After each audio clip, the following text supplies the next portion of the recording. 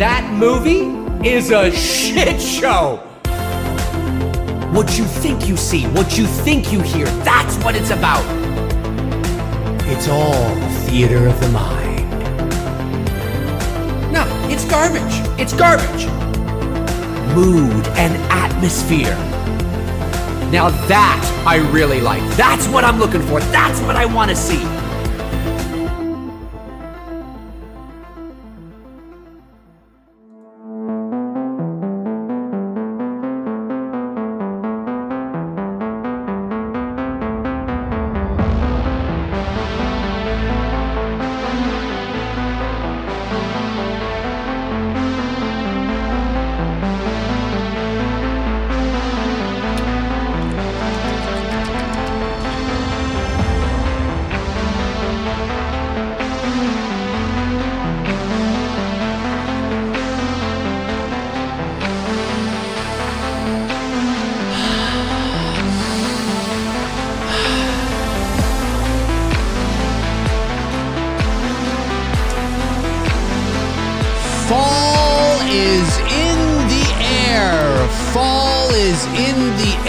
I can smell it.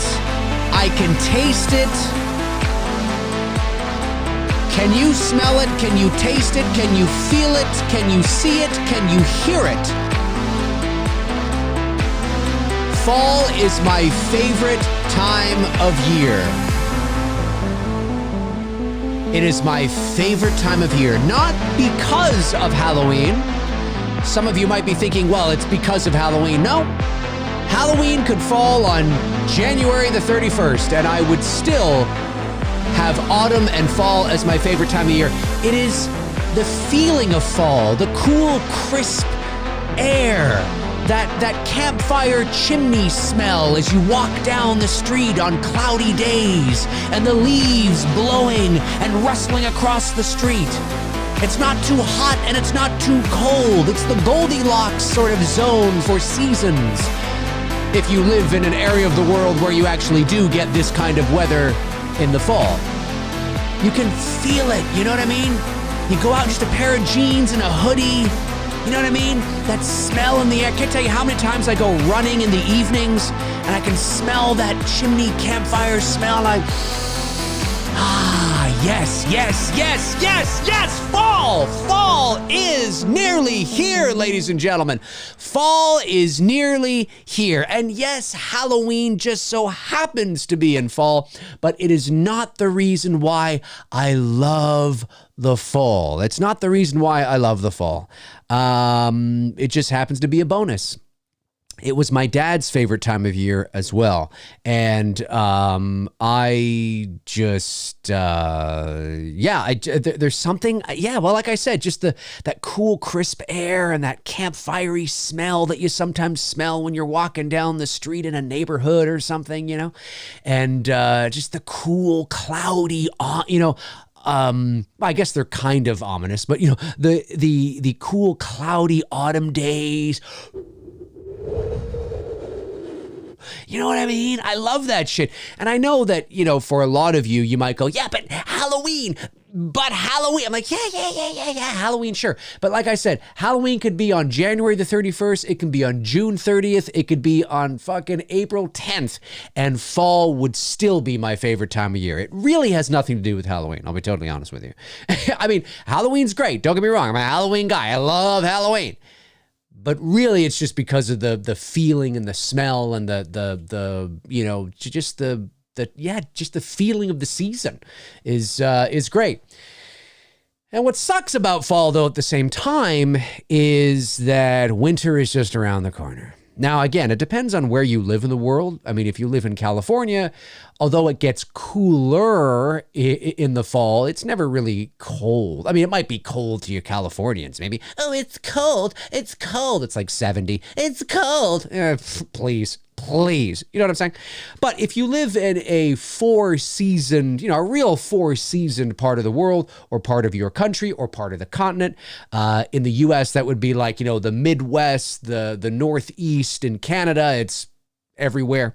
It's great shit. It's great shit. And you really feel that classic cliche stereotype of fall. But it sucks because the winter comes next. And if you live in an area of the world where you experience the four seasons, not the hotel, I'm talking, not the hotel, not the musical group from the 60s, but the actual four seasons. Sherry, Sherry baby, Sherry baby.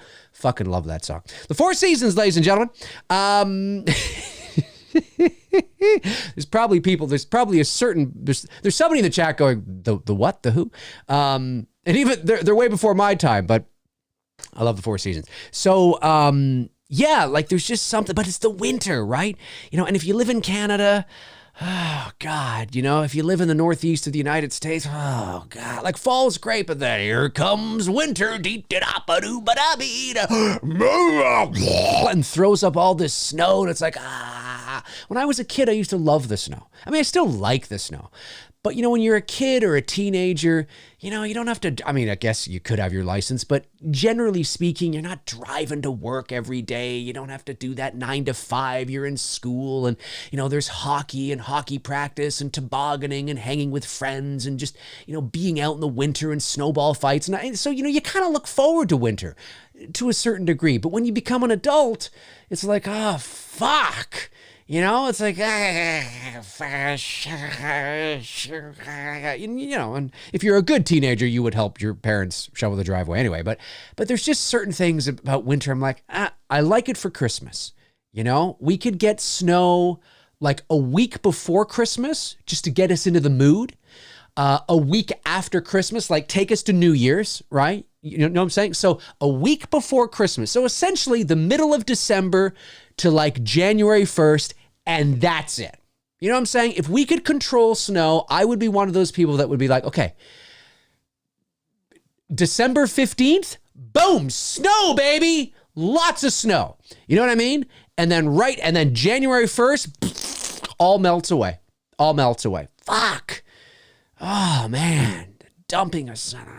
So that's the only shitty thing about fall, is that winter immediately comes right after, and it's not long enough. It's only like 2 months. And if you're lucky, it's 2 months.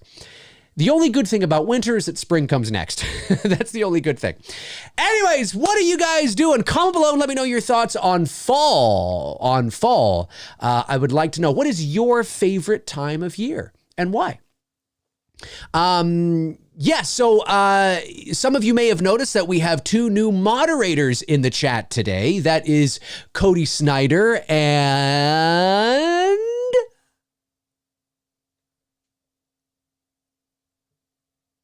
Andrew Stevens. I wanted a big dramatic pause there for you, Andrew. Cody Snyder and Andrew Stevens, ladies and gentlemen. I have been watching them. They've been great contributors to the community. Not that if you're not a mod, you're not a great contributor. It doesn't mean that, okay? There's, somebody out there going, what about me? You know what I'm saying? There's got to be somebody out there thinking that. Oh my God. You're all wonderful contributors. I love you all, sincerely. But Andrew and Cody are in the chat a lot, and they're heavily involved in the engagement of the chat room. And they sometimes will even do, like I've noticed, they've been doing almost like mod duties, in certain little aspects when they're not even mods. And of course, they came highly recommended from the fine folks over at the TSL Movie Podcast. And I've been watching them, and I'm like, you know what? I got to get these guys in here. Now, of course, Frank Riker, Darren Sands, Tabitha Shore, Chris Baber, they're still mods as well. But as the channel continues to grow, I thought it would be good to sort of, continue to build our arsenal. So Cody Snyder and Andrew Stevens, congratulations, and be on your best behavior, folks. Be on your best behavior. And listen, if the channel continues to grow, if we might have to add more people in there. Can you be, how funny it would be? I add like 30 people and then it's just it's a sea of blue. Can you imagine that? That'd be funny. No, that's not going to happen. But congratulations to Cody and Andrew, and welcome aboard. I have no doubt you guys are going to do a great job. All right. A super chat came in from Chris Parrish, sends in $4.99, says, happy Monday to you too, my man. Says, my 1-year-old and I would like to say evil dies tonight for the 736th time. Have a good one. You mean you'd like me to say it? I'm assuming that's what you mean. If you want to say it, knock yourself out, man. You don't have to send it a super chat. I'm assuming you want me to say that, right? All right. Evil dies tonight. It's like, that's basically what Tommy did. He was walking out of the hospital and he's like, hey, evil dies tonight. Yeah. It's like, oh God, fuck, man. It was cringe. I got to say, it was cringe. It was cringe. Chester Franklin Jr. says, my birthday is around the winter season, January 12th, but still love it. Dude, that's not around the winter season. That is in the thick of the winter season. Now, contrary to popular belief, Canada does not get snow every month. you know there's somebody out there going, is it cold there right now? No, it's not. We're a 4-seasoned country, so we get the hottest of hot summers and the coldest of cold winters. And sometimes we don't get our first dumping of snow, like real dumping of snow that actually stays on the ground, until like the middle of January. We've had plenty green Christmases up here. You know, we'll usually get our first dusting of snow. Like, look, if you live anywhere in the northeast of the U.S., right, New York or Maine or Pennsylvania or Massachusetts, like you know what I mean? That's basically, at least here in Southern Ontario, where I am, in Toronto, we get the exact same weather. The hot summers, the cool falls, the cold, shitty winters. It's the same thing. Now, if you live in Vancouver, it tends to be a bit more mild on the West Coast because of the climate out there, but they still get shitty weather in the winter. Maybe not as shitty as where I am in Toronto, but they still get shitty weather. Now, if you live on the far East Coast, like in Halifax, Nova Scotia, woo, man, those winters out there can be brutal and long. And so can the winters in the middle of Canada in the prairies. So if you live in like, you know, Saskatchewan, Manitoba, Alberta, woo, they don't call it Winterpeg for nothing. The city of Winnipeg. They don't call it Winterpeg for nothing. It can get cold. Even colder than Southern Ontario, and we get cold. We get it really cold here. So it's crazy, man. It's crazy. It's crazy. Fuck. Hate winter. But fall. But let's not think about winter. This is an Are You Ready for Fall stream. Are you ready for fall? That's what I want to know. What are some of your favorite fall memories? That's what I want to know. Andrew Stevens, the mod. Andrew Stevens sends in $5, says, thank you, Dave. Me and Cody won't let you down. Thank you from TSL on the recommendation. Yeah, for sure. Well, listen, I know you guys do a great job over there. I'm a mod over there as well. Actually, but it's more in an honorary sort of sense, kind of like how Cody Leach and Cecil Laird are here, right? There's just certain people that you give that distinction to in case they're able to pop in and, you know, whatever the case is. But unfortunately I can't tune into everything because of how busy I am. So, but you and Cody are the real, you know, step up mods over there. And you didn't come highly recommended enough, or you couldn't have come highly recommended enough. I think is how you say that, right? Is that right? Yeah, I think that's right. I think I said it right. So, yeah, very cool indeed, man. Very cool indeed. The Classically Deceased sends in $5 and says, the best part of fall is going to Universal Studios Halloween Horror Nights in Hollywood. Have you been to any haunts, Dave, or do you have any in Canada? I think, okay, so I've never been to the Universal Studios Halloween. I would love to go. Whether it's the one in Florida or the one in California, because I think they have two, right? I mean, I know they have two theme parks, but I think they have two. It's not just in Orlando, right? There's one also. There's a Halloween Horror Night in California too, right? I think. Anyway, I would love to go to that. Oh my God. I would love to be geographically located in a situation where I could go to that. That would be amazing. We do have haunts up here. We do. But funny enough, I have not been to one. That's actually not a bad idea to do this fall. I should look into that. I should look into that because there's plenty of shit like that. The hay rides and farm haunts and, all that shit that you see, right? There's tons of that up here. I just have to make the effort and actually find out where they are and go. So, but I haven't actually gone, but I'm jealous, man. I'm sincerely jealous. I would love to go to that. That would be so cool. That would be so cool indeed. Lou sends in $4.99, says, Happy Labor Day, Dave. Happy Labor Day to you as well. What is your favorite scene from Black Christmas 1974? Ooh, mine is where Billy goes crazy in the basement. Have a good week, Dave. Crazy in the basement. Do you mean when he's, because I don't think he ever makes it into the basement. You mean when he's trying to get to Jess, because Jess has shut the door. Is she in the basement? I don't think she's on like I think she's at the top of the stairs, right? Or something to that degree. And she shut the door and locked it. And Billy's trying to get into the basement, I think is what you mean, right? Or do you mean in the attic when he starts kicking over all that shit? It's a POV shot and he's like, and he starts kicking over all that shit. That's in the attic. Maybe that's what you mean. Either or. It doesn't, basement, attic.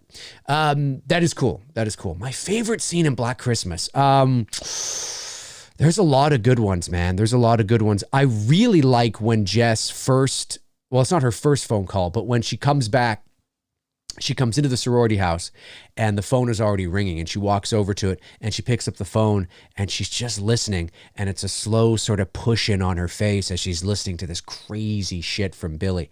That's genuinely frightening. And then of course you have just, the piano scrapes underneath. Boom, boom. It's really, really effective. Very cool. I would say that there's that. And then of course there's the classic eye shot. I remember the very first time I watched Black Christmas years ago, when it got to that moment and Jess has just opened the door and she's looking at her friend's dead, posed on the bed. And then you hear him first. And he actually says, yes, it's me, Billy. It's me, Billy. You actually hear that. He says a bunch of other shit too, but you can definitely hear that. And then Jess kind of looks up. And what I love about the shot is we start like it's an extreme close up, but we have no idea sort of how close we are because until we get to the eye, because the camera sort of tracks along the door for just a brief moment. And then you see the eye and it's like, whoa, like I didn't realize we were that close. Really cool and very effective. And I remember the very first time I ever watched it, it startled me because when it went from Jess looking up and then cutting into the door and we're tracking along towards the eye, for whatever reason, I wasn't expecting to be that close to him. I thought maybe you'd kind of see him peering down or something. This is the first time I ever saw it, right? Years and years ago. So when we kind of track a little bit and we move up to the eye and we just see that eyeball, it was just kind of like, which of course was the creative intent behind it, no doubt in my mind. But it was, I think that is just, it's a little cliche, but it's iconic and it's classic. And that's definitely a moment for me that is really cool. And I'd be remiss if I didn't mention Claire's death. Not just her in the rocking chair, but there's something about when Lynn Griffin, who plays Claire, when she's walking up to the closet, like she thinks she hears something, right? Because the cat, Claude, is kind of, and she's walking and you just hear her going, who is that? Claude? Who is that? You know what I mean? It's just eerie. There's something eerie about it as she gets closer and closer to these, to the clothes and the sort of the I guess it would be the dry cleaning bags or whatever is hanging there. The bag that Billy uses to choke her with. And of course, he's hidden behind them, but you can kind of see him a little bit if you look closely, depending on the size of the screen you're watching the movie on. Like barely, but it's kind of there. And it's just eerie as she keeps saying over and over again, who is that? Who is that? It's just, who is that? Ooh, it's like, what do you mean, who is that? In your closet, there's something like, who is that? Who is that? It's just the words, who is that, There shouldn't be anybody in your closet. What do you mean? Not what is that, right? The language and the line isn't what is that, it's who is that. Ooh, that's creepy. That's not what is that, who is that. Creepy as fuck. Love that too. Thanks for the super chat. Really appreciate it. Cody Snyder sends in $5. Thanks, buddy. And says, I second that, Andrew. Thank you very much, gentlemen. I really appreciate that.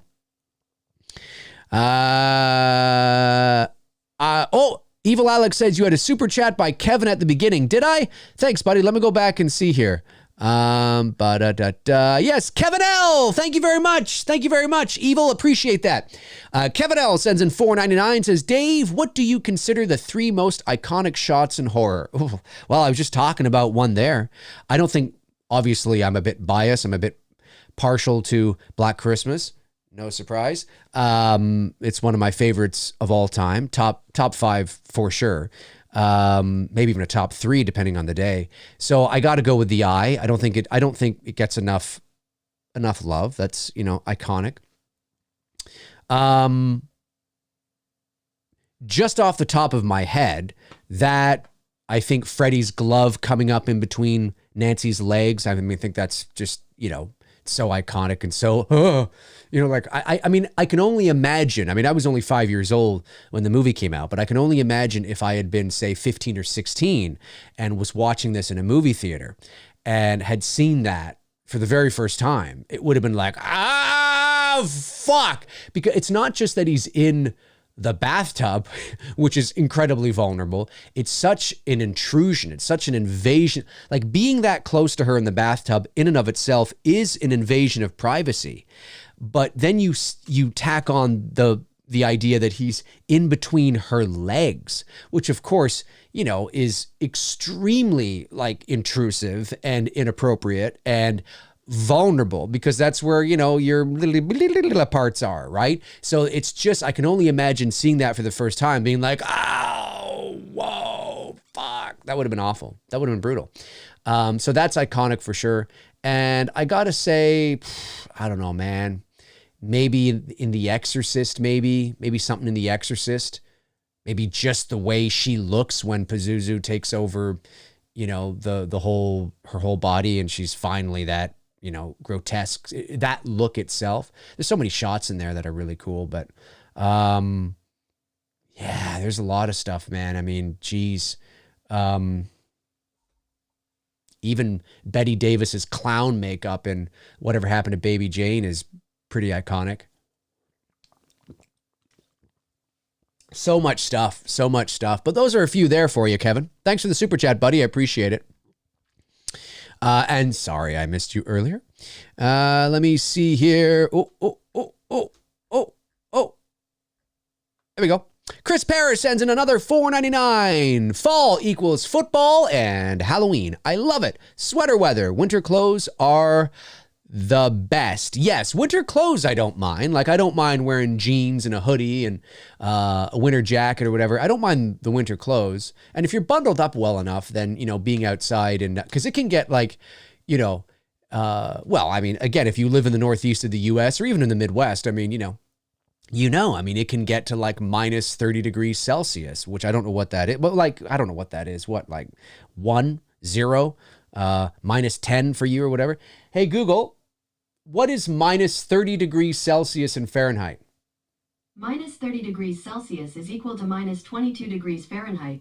Okay, I was way off. Minus 20 degrees Fahrenheit. Yeah, literally it's commonplace. As you know, if you live in the Midwest, like Chicago or Illinois or Indiana, wherever, Minnesota.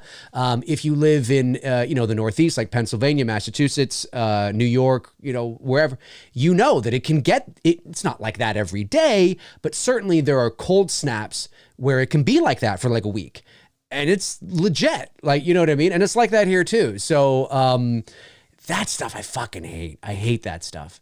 That's what I'm very thankful I get to do most of my work from home when I can just kind of bundle up and, let it be as, what it is out there. But, and when it gets that cold, it doesn't snow. So that's a good thing about it, is that when it gets that cold, it's too cold to even snow. Snow really happens around, I think it's anywhere between 0 degrees Celsius, okay, not Fahrenheit, and like minus 10 degrees Celsius, I think. Anywhere between 0 degrees Celsius and minus 10 degrees Celsius. I think in there is like prime snow weather. Anything beyond minus 10 degrees Celsius, I think you're starting to get a little too cold for it to snow. But yeah. Football and Halloween. Frank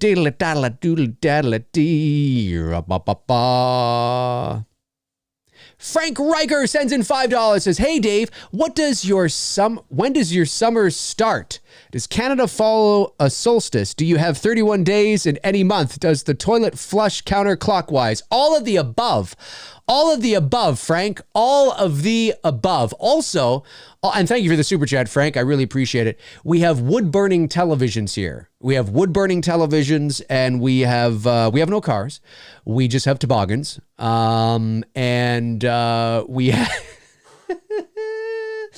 We have toboggans, wood-burning televisions. It's amazing. I mean, I know what you might be thinking. A wood-burning television? Oh, yeah, it's phenomenal.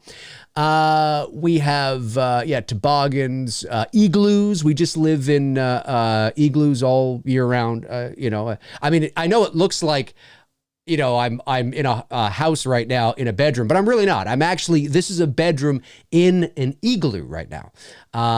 Full on Wi-Fi and everything, electricity. I can wear t-shirts and everything in here. It's really warm. We got a heater. If I was to open that door right now, you would literally open the door. It would be snow and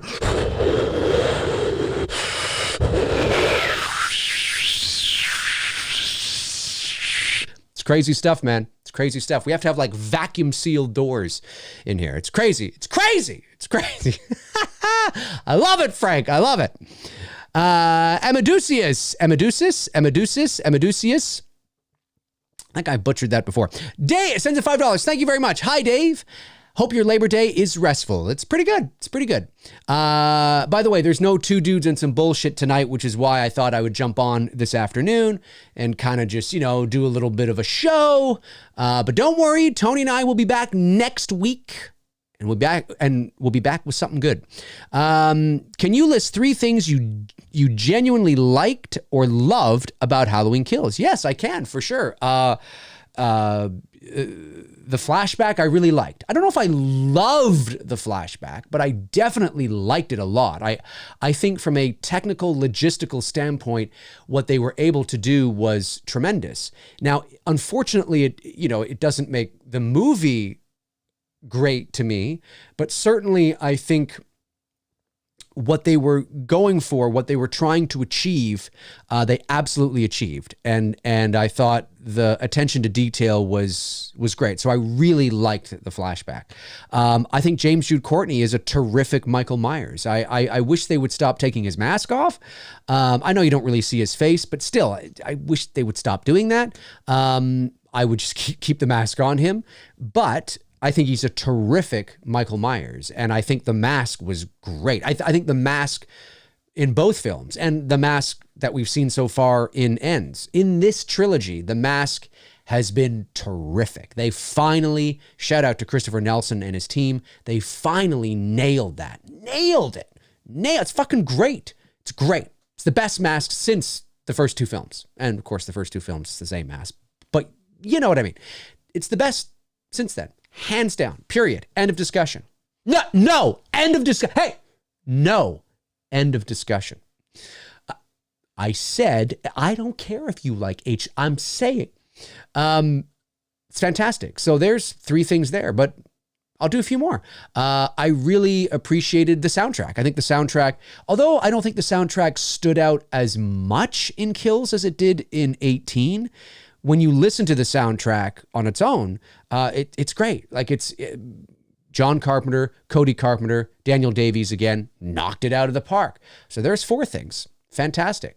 I really like Andy Matichak as this character. It's unfortunate that the movies haven't, or especially part 2, Kills, haven't been better or that I haven't liked them more, but I really do like her as an actress. I think she's very believable and I like her in this role. No issues there whatsoever. I think Jamie Lee Curtis, you know, again, there wasn't much of her in Kills, but, you know, she continues to do a good job of playing this role. So there's 6 right there. I actually like Anthony Michael Hall as Tommy Doyle in terms of the casting. I think that was terrific casting. He almost looks more like an adult Tommy than even Brian Andrews actually does. He totally looks like he could be that same kid. So from a purely sort of casting perspective, brilliant. And Anthony Michael Hall is a great actor. I just didn't like what they had him do by and large. So there's 7 things there, you know? Yeah, there you go. Let me see here. Robert Ford says, Halloween time in the UK is nothing like Halloween time in the USA. Wish I could just come over and feel the Halloween vibe over there this year. Yes, that is true. That is true, Robert. As somebody who has English roots, my mother, who of course is no longer with us, but my mother was born in England and didn't come to Canada until she was 12 in 1956. So so I have roots there, and I know all about how Halloween ain't really a thing over there. I mean, it's not that it's nothing, but it's not nearly what it is here in Canada or the US. Yeah, no, I can imagine if you're a big Halloween fan, and not just a big fan of the movies, but a big fan of the season. Do you know what I mean? A big fan of the season and the festivities and the dressing up and the costumes and the pumpkins and the jack-o'-lanterns and all that kind of stuff. I can imagine that it would be a bit of it would be a bit frustrating. You almost have to live vicariously through everybody else across the pond. You know what I mean? Yeah.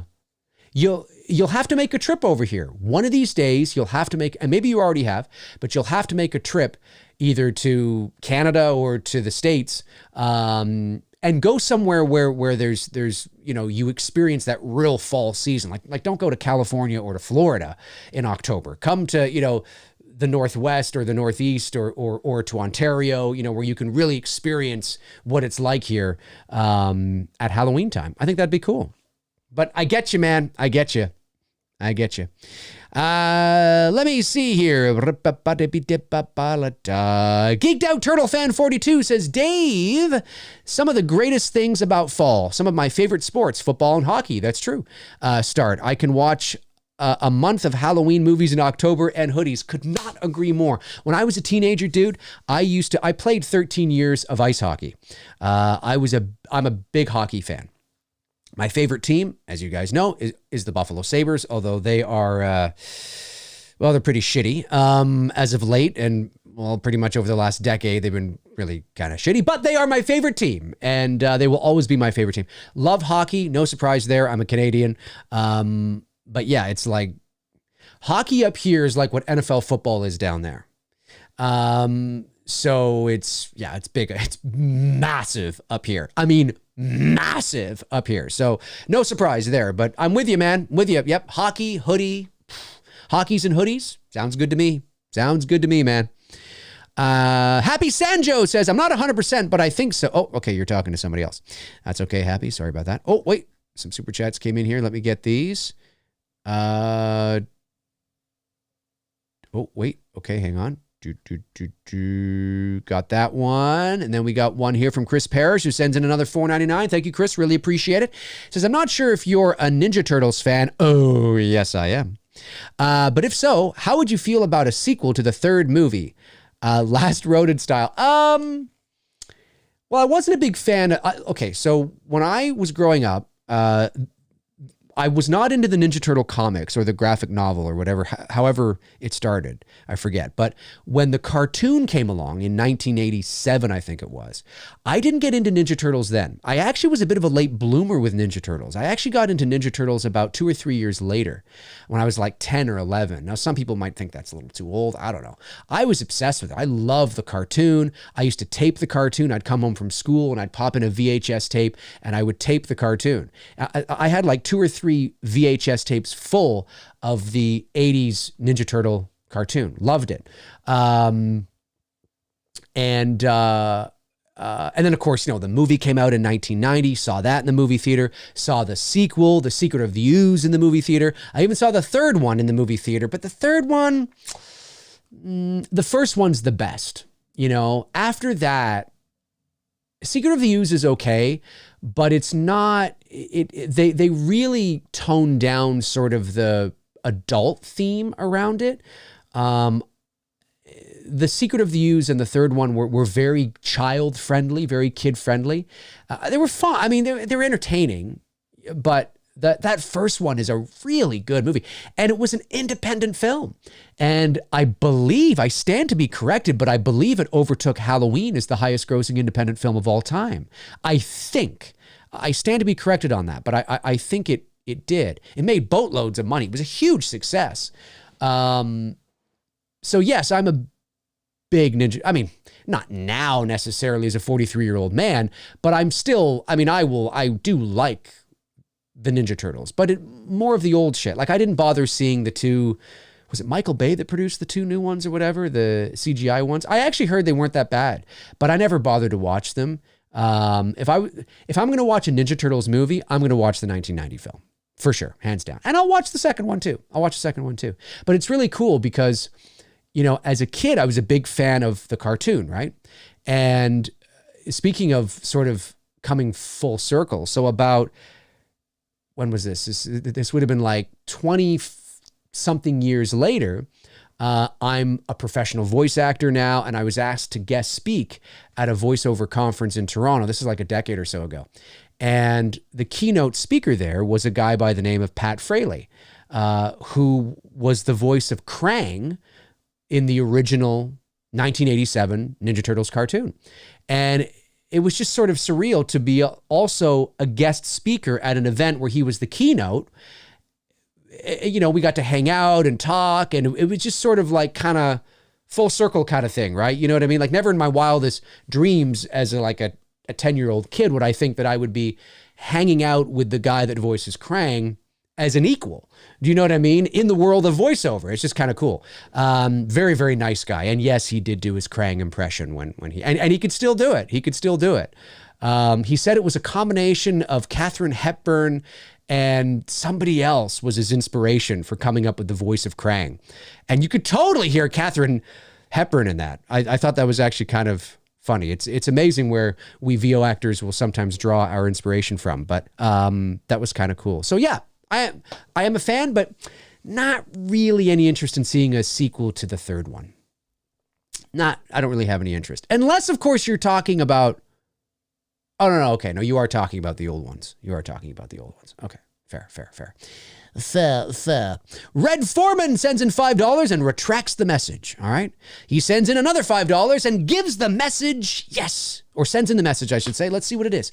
Thank you, Red Foreman. Says, if Blumhouse gave you a $10 million budget, but you had to remake an Alfred Hitchcock movie, which one would you make? Ooh, I would probably choose either Rope or, because Rope is fantastic. If you guys haven't seen the Alfred Hitchcock film Rope, watch it. You'll thank me for it. And then I'll send you an invoice. No, Rope, or even though it's been remade a couple of times in various ways before, I would like to take a stab, no pun intended, at Rear Window. Now, Rear Window, you know, I mean, it's been remade, quote unquote, a couple of times before. But I would probably want, but I don't think I would need $10 million. I wouldn't need, 10 million is too much. 10 million is too much to remake Rear Window or Rope. So I don't know what maybe The Birds then, because then at least I'd have a lot of effect shots to kind of fill out that budget. Because 10 million, unless I want to cast like a star, you know, maybe I get somebody who I can take half the budget, and because you can remake Rope or Rear Window with half that budget, maybe even a little less. You know, that's a lot. That's a lot for a horror movie. That's a lot. $10 million is a lot. At least with the kind of horror movies that I'm into and that I want to make, right? You know, if you want to have a lot of visual effects shots and a lot of blood, guts, and gore and a lot of, yeah, your budget's going to go up, you know, for sure. But with a lot of the horror movies that I like those slow burn, psychological kind of shit, 10 million's a lot of money for that. But it all depends on how you use it. You know, who are you casting, right? Where are you shooting? You know, how many locations do you have? You know, it can go like that if you want it to. But yeah, those are my answers. Thanks, man. I appreciate it. Dr. Terry who? Dr. Terry who? Dr. Terry who? Dr. Terry who? I like that. I don't think I've ever seen Dr. Terry who in here before. Welcome. Sends in a very generous super chat of $9.99. Thank you very much. Says, I love all the classic fall things like pumpkin picking, sweater. I thought that was going to say pumpkin picking, sweater wearing. Oh, it says pumpkin picking, sweater weather, holiday prep, murdering babysitters while I wear an old mask, drinking cider, cuddling by the fireplace. I love how you just slipped that in there. That's awesome. I do too, man. I love everything. I love everything. Yes, for sure. Everything you say there, I love as well. That's cool. Yeah, there's just something about that fall season, right? The sweater wearing, just all that stuff. It's just a great time of year. It's not long enough. I wish fall was like 4 months long. It's not really. It's really 2 months, really. And depending on where you live and depending on what Mother Nature decides to do, it can be maybe like 6 weeks long. You know, like you get like fall, like October's the month where the leaves have really changed. And depending on where you live, of course, you get those beautiful reds and oranges and yellows. But by the time you get to November, pretty much all the leaves are off the trees. And November is that month where it's still fall. It's still, I mean, technically, if you go by the calendar, it's still fall till like the 20th of December. However, December is really sort of a winter month. Do you know what I mean? October and November are really your fall months. Really. But November is that month where all the leaves are off the trees and everything looks very barren. Like everything's very gray and cloudy. And I love it personally. But November is not as pretty as October. Do you know what I mean? Depending on where you live, I guess, or depending on what Mother Nature decides to do. But yeah, I hear you. I'm right there with you, Dr. Terry who? Right there with you. Tiffany Moses Shante. Great to see you here, Tiffany. Sends in $10. Thank you very much for your super chat. Says, hey, Dave, what are your thoughts on the trend of non-horror properties, such as the Banana Splits, Winnie the Pooh, now the Winnie the Pooh and now the Bring It On franchise will be adding to a horror entry to their series of films. I was not aware of the Banana Splits. I should actually reach out because I actually know somebody who was in the original Banana. I mean, not know them, but I you know, we've talked. I actually have had them on the channel. I didn't know that about the Banana Splits. They're doing it. Makes sense. You know, I guess I could see it. Sometimes here's the thing. Sorry, I'm all over the place. My apologies, Tiffany. Here's the thing. So sometimes there are things like children's cartoons or children's television shows or kids shows from long ago that, you know, whether they're wearing costumes or outfits or whatever, that if you look at them today, they look really creepy. Do you know what I mean? Because they're old and they're not as refined as costumes today. So they look really old. They have like a creepy kind of aspect to them. So when you talk about like, yeah, the Banana Splits or Winnie the Pooh, yeah, I could totally, it makes sense. By the way, that Winnie the Pooh, whatever the film's called, that trailer looks rough. That trailer looks rough. But I mean, it's an independent film made for, God, I'd be surprised if it was made for anything more than $500,000. You know, it's a low budget indie horror movie. And hey, I'm pulling for it, man. I am, sincerely. But the trailer didn't, I don't know, the trailer kind of looked a bit wonky to me. Maybe it was just how it was cut. But I didn't know that about Bring It On. What's Bring It On? Is that cheerleading franchise? Is that what that is? You know what?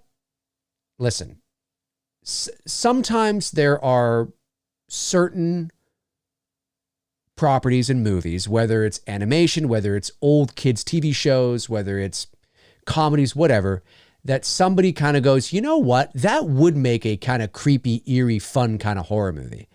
And I'm all for a different take on it. The question then becomes, are you being satirical? Like, are you spoofing it and kind of like for laughs, or are you taking it seriously? Because when I watched the trailer for that Winnie the Pooh one, Blood and Honey or whatever it's called, I don't really know how I'm supposed to take this. Like, is this a serious? I guess it's kind of hard to take it seriously, even if they do play it off as serious, because just the whole notion of, you know, a Banana Splits horror movie or a Winnie the Pooh horror film is kind of satirical and silly in and of itself. So it's very hard sometimes to get audiences on board. Like, no, we're fucking taking this seriously.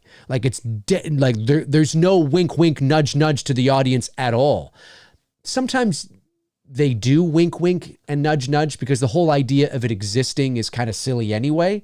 But I would be curious to see whether it's the three you mentioned here or something else, taking a property and playing it like Shakespeare. And that's just basically a saying, meaning, no, we're playing it serious. We're playing it straight.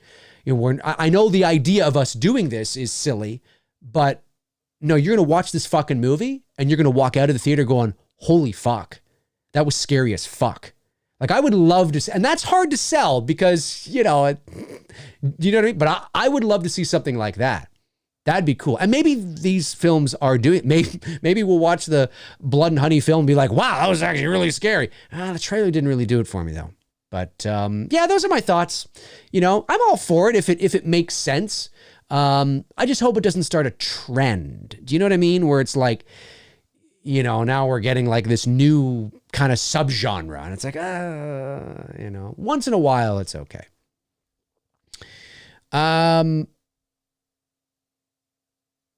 Kings Hockey.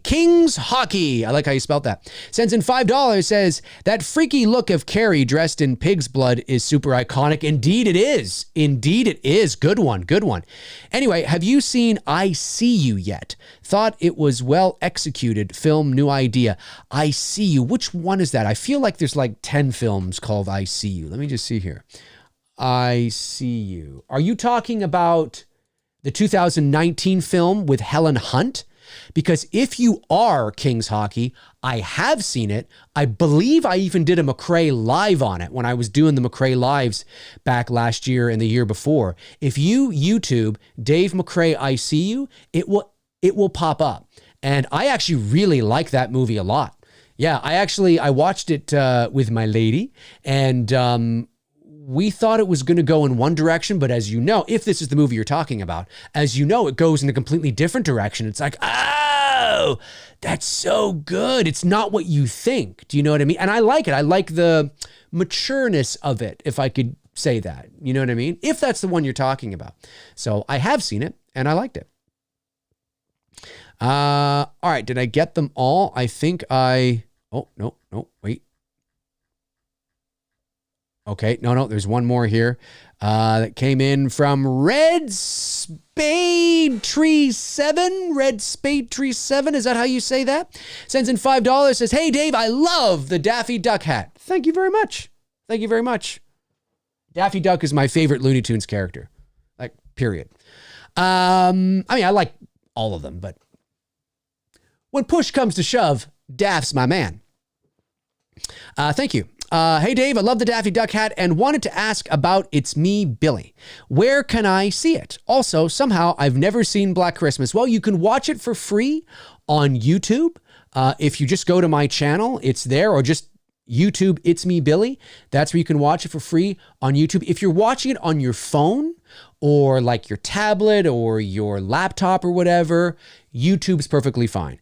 If you're watching it on a big TV, or a projection screen, like maybe you have a home theater and you got one of those big, 110-inch screens or whatever, you got a big like 90-inch TV or whatever, I recommend Vimeo. Now, the Vimeo link to the movie is it's on a pinned post on the YouTube version of the film. I recommend Vimeo because YouTube, Vimeo is just friendlier for processing. So whenever you upload a movie to YouTube, it compresses the image, right? So with It's Me, Billy, there's a lot of things that happen at night, right? There's a lot of darkness and things like that. And on YouTube, if you're watching it on a big screen, now some people have said, no, I watch on YouTube and watch on a big screen. It looked fine to me. So it might just depend on your settings or your TV, whatever. But generally speaking, dark images on YouTube, and it doesn't matter. It doesn't matter if it's Me, Billy, or if it's a major Hollywood film or whatever. Because of the compression that it does, it can make the darker images you can see the compression a bit. That's not me. That's not how it was shot. That's YouTube's compression. However, when you watch it on Vimeo, you don't really see that because Vimeo doesn't compress the image nearly as much because they don't have to, because they don't have nearly the volume of videos being uploaded. So they actually can do light, there's always compression of some sort, but it's much better. However, like I said, if you're just going to watch it on your phone or, whatever, not a big deal because the screen's so small. So just keep that in mind. But yeah, it's for free. It's for free online. Now there will be some, yeah, is it? Yeah, no, it is. It is. Yeah. Sorry, I was thinking, is it? I was trying to think of what. No, it's okay. Yeah, no, I'm good. Sorry, I just had a brain fart there. For free on YouTube and on Vimeo. That's where you can watch it. I highly recommend, though, watching the original Black Christmas first from 1974 and then watch It's Me, Billy, because then It's Me, Billy will make more sense to you. Thanks for the question in the super chat. Appreciate it. Let me see here. Happy Sanjo sends in $2, says, can you do a watch along of Rob Zombie's The Munsters? Maybe I could see maybe doing something like that with Tony. I'm not sure. We'll have to see. I'm not entirely sure, but maybe. Let's see here. AB James says, Dave, are we the only two peeps in the chat that is going to see Avatar: The Way of Water in IMAX 3D when it releases in December? We might be, AB. We might be. Avatar is the film that people love to hate. If Avatar didn't become the highest grossing movie in motion picture history, nobody would be hating on it. But people are hating on it because it's the highest grossing film of all time. And it's fun to hate on it because people think, it's because people think that the highest grossing, again, not everybody, but I think there is a subconscious belief that the highest grossing movie of all time should be the greatest movie of all time. And because people, there's a lot of people that look at Avatar and think, well, it was okay. It was nothing special. Why is that the highest grossing movie of all time? Well, there's actual reasons why. We can measure it. It's not the greatest movie of all time because, that's the industry and people saying, sorry, it's not the highest grossing movie of all time because that's some sort of way of people saying it's the greatest movie of all time. I don't think it's the greatest movie of all time. I don't even think James Cameron would say it's the greatest movie of all time. You know what I mean? But it is a great film. It's a great, what Avatar is a great version of what that kind of movie. It's a great popcorn film. It's a great blockbuster, right? It's incredible 3D, the kind of 3D we'd never seen before, right? It's dances with wolves in space. It's this and that. So yeah, and it's fucking awesome. You know what I mean? Like, it wasn't trying to be anything more than what it was. And I just think the excuse of it's dances with wolves, it's Pocahontas and space, whatever, is just tired because there are a lot of movies, a lot of your favorite movies that are inspired by a lot of other films and other stories, Star Wars included. So it's a terrific, James Cameron is a great populist filmmaker. He's like a Spielberg. Now, Spielberg can go a bit deeper, not that Cameron couldn't, but he doesn't have the filmography that Spielberg has. But in terms of like populous blockbuster movies that appeal to everybody, common themes, classical storytelling, great effects, great adventure, great characters. And that's what Avatar was. And, it made that much money because it was an experience. It was an experience. And yes, 3D, it was the movie that, and it was built for that. It wasn't converted into 3D. It was shot for that and all that kind of stuff. And anyway, I could go on and on and on and on and on. But I think a lot of people like to hate on it because they have trouble I do. Because it doesn't make any sense why you would hate on the movie when you actually understand why it made the money it did. If you actually understand why it made the money it did, you may not like it, but then it's like, well, it makes sense. Like logistically, from a business point, like it makes total sense why it did, right? So when you understand that, I just don't understand. Hey, I can understand if it was I don't know, if somehow it was just this horrible movie, which some people might think it is, but horrible film that people just kept going back to see over and over again. Maybe there's some people out there that might think, I don't understand why, didn't go back to see that. Why'd you go see that? Whatever, blah, blah, blah. But I just don't understand the hate. I really don't. And I don't think it's the movie. Basically what I'm trying to say is, I don't think it's the movie. I think it's the fact that it's the highest grossing movie of all time. Because if Avatar was not the highest grossing movie of all time, it wouldn't get the hate. If Avatar made as much money as True Lies, let's say, right? Or, I don't know, Terminator 2.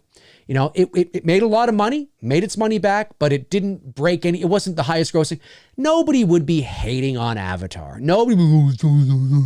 No, these are just, and a lot of them are Marvel fanboys that are pissed off because James Cameron re-released it and it overtook Endgame again. And they're like, but these are also the same people that if Endgame gets re-released, which it eventually will, and overtakes Avatar again, they'll be happy about that. It's like, okay, so wait a minute. In one way it doesn't count, but the other way it totally counts. Like, it's just nonsense. It's just people who are professionally outraged. It's just dog shit to me. It's just whatever. If you understand why Avatar became the highest grossing movie of all time, there's nothing to get angry about, really, at the end of the day. That's my opinion anyway. So yes, because Avatar is the movie that people love to hate, I personally think that you and I might be the only ones going to see it, my man. We might be the only ones going to see it. Happy Sanjo. Oh, no, I got that one. Chester Franklin Jr. says, Dave, do you like LL Cool J as Ronnie in Halloween H2O better than Busta Rhymes as Freddy in Resurrection? Well, yes. To answer your question, yes. I'm not a fan of either, but if that is my option, then I would say yes, I do. For sure. Let me see here. Dude says Dave has a point, but it also gets more hate because being the highest grossing film draws more attention. That's true too. Oh, for sure. But it's just, look, I mean, there's nothing wrong with Avatar. It's a great film. And when I say great film, depending on how you look at it, let's change film to movie because some people think there's a difference between film and movie. Okay, all right. It's a great movie. It's fun. It's entertaining. It was a spectacle. It was an experience. Well, it's just Dennis Wolf in space. It's like, oh God. And that's how that people have no idea what the fuck they're talking about. Whenever, there's a post about Avatar or there's a video about Avatar, the comment section will, whether it's Facebook or Twitter or YouTube, will be flooded with the same statement over and over again. It's just Pocahontas in space. These are people that have no idea what the fuck they're talking about. And these are people that generally just read headlines, glom onto buzzwords, and just recycle what everybody else is saying. And it's like, well, yes, it is. I swear to God, one of these days, I am going to do a video where I break the hearts of millions of Star Wars fans around the world by showing how George Lucas was inspired by a lot of shit. I have to do this video. And for no other reason than to say, you see, Star Wars is not an original story either. It was never told in this way before. Right? Nobody had seen anything like it before. It was a spectacle too. Oh my God, this is incredible. Star Wars. Holy shit. Oh my God, this is amazing. It was never told like this before, but the crux of the story and the themes are been around for centuries. You know what I mean? Like, I mean, come on.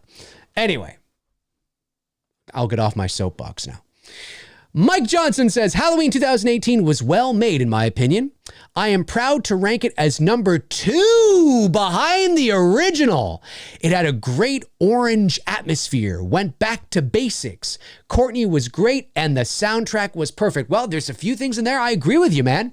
Totally. You have it as number 2, ladies and gentlemen. Number 2. Whew, that's a hot take. Well, you know what? Maybe not. Maybe not. Maybe it's not as hot of a take as I think it might be. I'm not sure. Maybe not. I don't know. But certainly, I mean, I wouldn't have it as number 2. Halloween 2 will always be my number 2 to me. But again, I don't know how old you are, Mike. It could be because I'm 43. It could be because, and again, don't misunderstand me. I'm not trying to sound condescending when I say that. I just mean that, it could be because maybe you're younger, or it could be because you're my age, or maybe you're just a few years younger and you're like, no, dude, fuck, I'm your age, Dave. I'm like 40. And I legitimately love this movie the second best. It's the second best in the franchise, period. Done. Zilch. Zero. No, I don't want to hear it. It's the second best. And that's fair. That's totally fair. It's totally fair. Maybe that is the case. I wouldn't put it second. I'd probably put it fourth. I'd probably put it 3 or 4, depending on how I'm feeling. That's cool though. I'm glad you really liked it, man. I'm glad you really liked it. That's awesome. Tabitha Short said, hey, Tabitha, nice to see you. Says, I've only seen T1 and that was decades ago. Tabitha, T1. Tabitha, you got to get around to seeing T2. Come on, woman. Mike says, I'm 46. Well, there you go. Then it is exactly what I said it could have been. Just the fact, listen, Dave, I'm 46 years old. I'm 3 years older than you. Halloween's my favorite. Halloween 18, boom. That's what it is, man. That's what it is. Ain't no age thing going on here. Ain't no nostalgia. Ain't no memories growing up. No, this is it. This is the real sequel. This is the official sequel. Dude, I think that's awesome that you feel that way. Let's see here. Where's my water? Here's my water. It's my water. Jordanella says, hey, everyone, happy Labor Day. Or, excuse me, hope Labor Day is going great. Hey, Jordan, hope you're doing well. Happy Labor Day to you, too. Geeked Out Turtle Fan says, Dave, with the return of Halloween franchise and now The Exorcist, look into your crystal ball and tell me if you see old franchises from the 70s and 80s getting another film other than Friday the 13th and A Nightmare on Elm Street. Well, it depends on trends, right? It all depends on if these films make money. And I know that sounds like a cliche thing to say, but at the end of the day, that is really what it comes down to. As I've said many times before on this channel, the studios will follow the patterns and the trends. What makes money? This is a business after all. And when something no longer makes money, they stop. They don't care. It's frustrating as a fan. I've talked about it on my channel many times. They don't care if stories are unfinished, if character arcs are incomplete, if story threads, have not been seen through to their end. They don't care. If it doesn't make money, done. Look what the streaming services do. Look what Netflix does. How many shows does Netflix cancel right in the middle of something? I call it premature cancellation. You've heard me talk about this, how frustrating it can be when you get into a show that nobody else, I guess, is really into because it gets canceled because nobody's watching. And you're like, they don't care if the story's unfinished. They don't care if the plot is, they don't care if they don't care. Nobody's watching. Boom, gone. It's business. It's show business. And so if these remakes or reimaginings or whatever you call them, right? If they continue to make money, they will continue to maybe, they might do that. Now, it would have to, there would be other criteria. I mean, does this property, can we do something with this? And how successful could we be? That might, it depends, right? I don't think just because it's a horror movie in the 70s, it will automatically get sort of spearheaded into a modern remake. There would have to be sort of a demand for it. There would have to be some sort of like, is this something that could potentially make us money, maybe spawn a new series? But certainly I think it's possible. If Halloween Ends makes some money, if, whenever Friday the 13th comes along and makes some money. But the problem, though, I see as well, if I could also say this, is that Halloween, Friday, Elm Street, when it comes along, Scream, these are like big franchises. These were big during their initial runs. So it only seems appropriate that it makes sense because the risk is low. It's low risk to pick a property that was hugely popular and remake it. Or maybe not remake it, but do that direct sequel to, maybe we'll erase some of them, but we'll do a direct sequel and we'll bring back some original alumni. And, it's low risk. They're tapping into the nostalgia. They're tapping into the, the nostalgia of the fans and the memories and the heartstrings. And it's relatively low risk. You take a 70s horror movie that didn't have that, that was not big. I don't know if they would be willing to do that. It all depends. There's a number of factors that would determine if this trend would continue. But generally speaking, if they continue to make money, they will continue to explore those options. It's just the way it goes.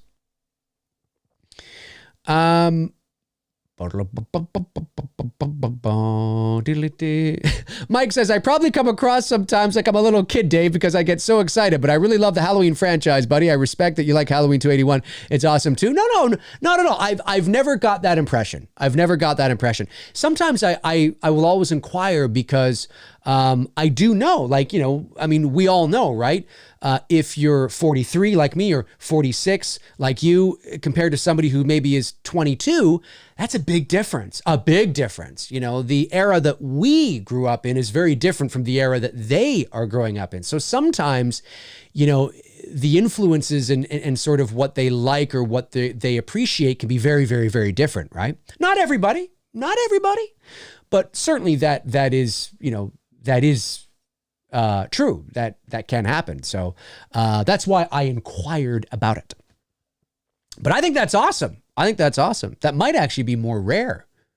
Although maybe not. I don't know. Who knows? All right. Have I missed any super chats? I don't think I have.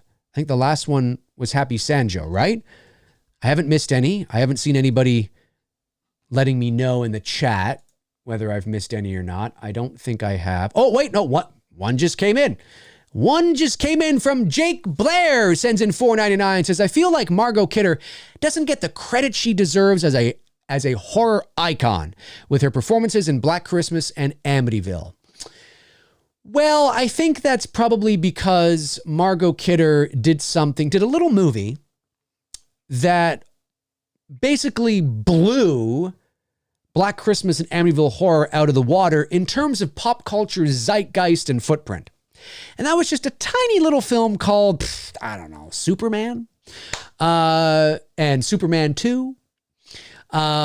She's Lois Lane, right? And Superman was a pop culture,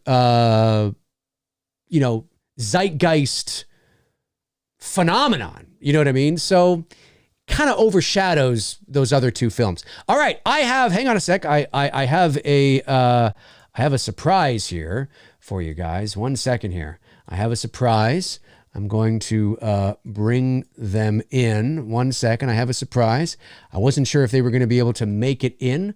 But 1 second. It looks like they are there. All right. Now let me just get this. Hang on a sec here. Let me just get this set up here. Okay. 1 minute. Hang on a sec. Bring this over 1 second. We're doing this live. Fuck it, we'll do it live.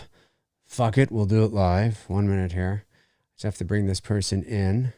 Let me just, hang on a sec. Why is this not clicking? No, that's not what I want. I want to click that. Hang on. Oh.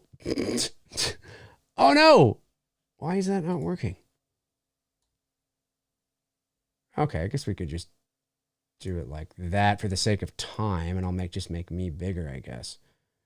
Just for the sake of time. Well, okay. I'll just do that for the sake of time.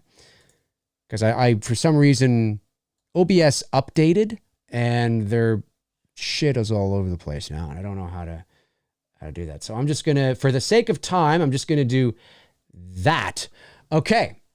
Special guest, ladies and gentlemen, special guest coming in. We have Darren Sands from the Slaughtered Lamb Movie Podcast. Darren, how are you doing, my man? Good. Am I on? You are on. Yes, you are. I had to, it's funny, for whatever reason, yeah, you are on. I was trying to get your Windows set up, and I don't know. Have you noticed that OBS updated? Do you use OBS? No, you use you. That's right. You use that duck one. What's that one? I've changed to Melon. Melon. Yeah, Melon. What the hell Which is is Melon? owned by, this is boring, but it's owned by Logitech. So there's a kind of, it's not like a Kickstarter type piece of software. It's actually a, big corporately backed platform. So I changed recently, and it's been good. It's been good. Hello, everyone. I hope that was such a build-up, Dave. I hope people aren't disappointed now. Well, ladies and gentlemen, Darren Sands. Sorry, everybody.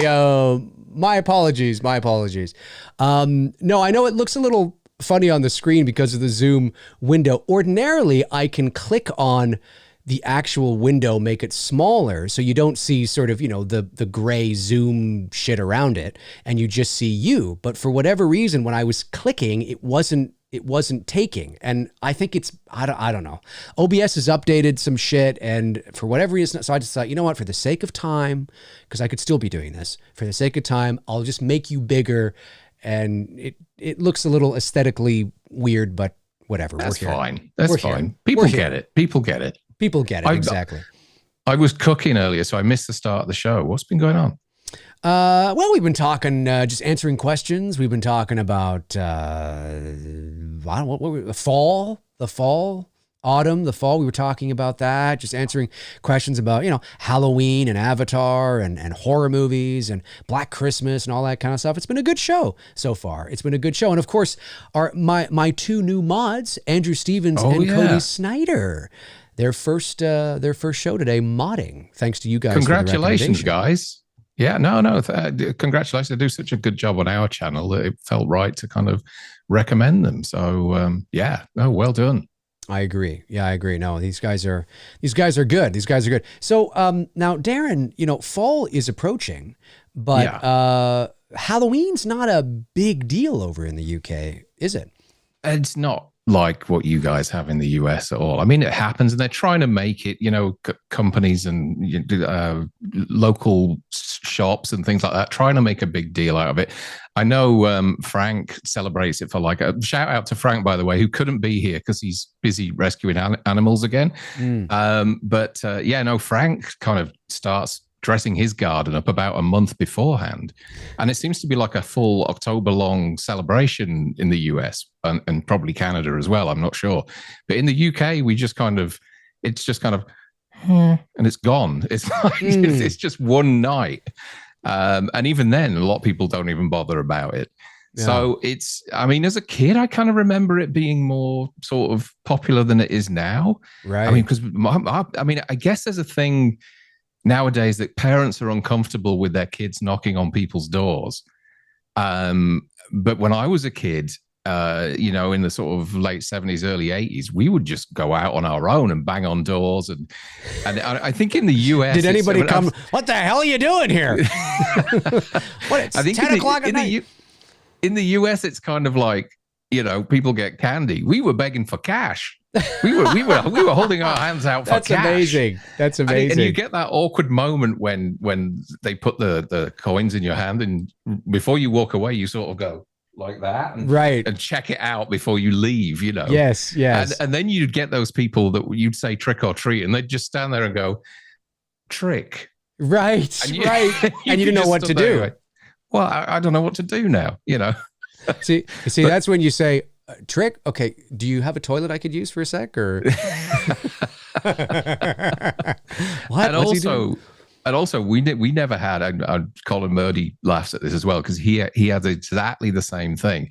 Pumpkins weren't a big thing in my town when I grew up, and so my parents used to carve up a turnip and put a candle in a turnip, and they'd tie string on the side, and I'd carry it around, and the whole thing would just stink. So you'd be wandering around all evening with this smell of burnt turnip all over the place, So pumpkins, we could never get all that. Pumpkins were for kind of posh towns, Right. No one ever got a pumpkin in the town where I was brought up. It's so funny because I remember my mother telling me that Halloween was not a very big thing over there. It was fleeting. It's not that there was no acknowledgement, but and certainly, I mean, now, because of now there's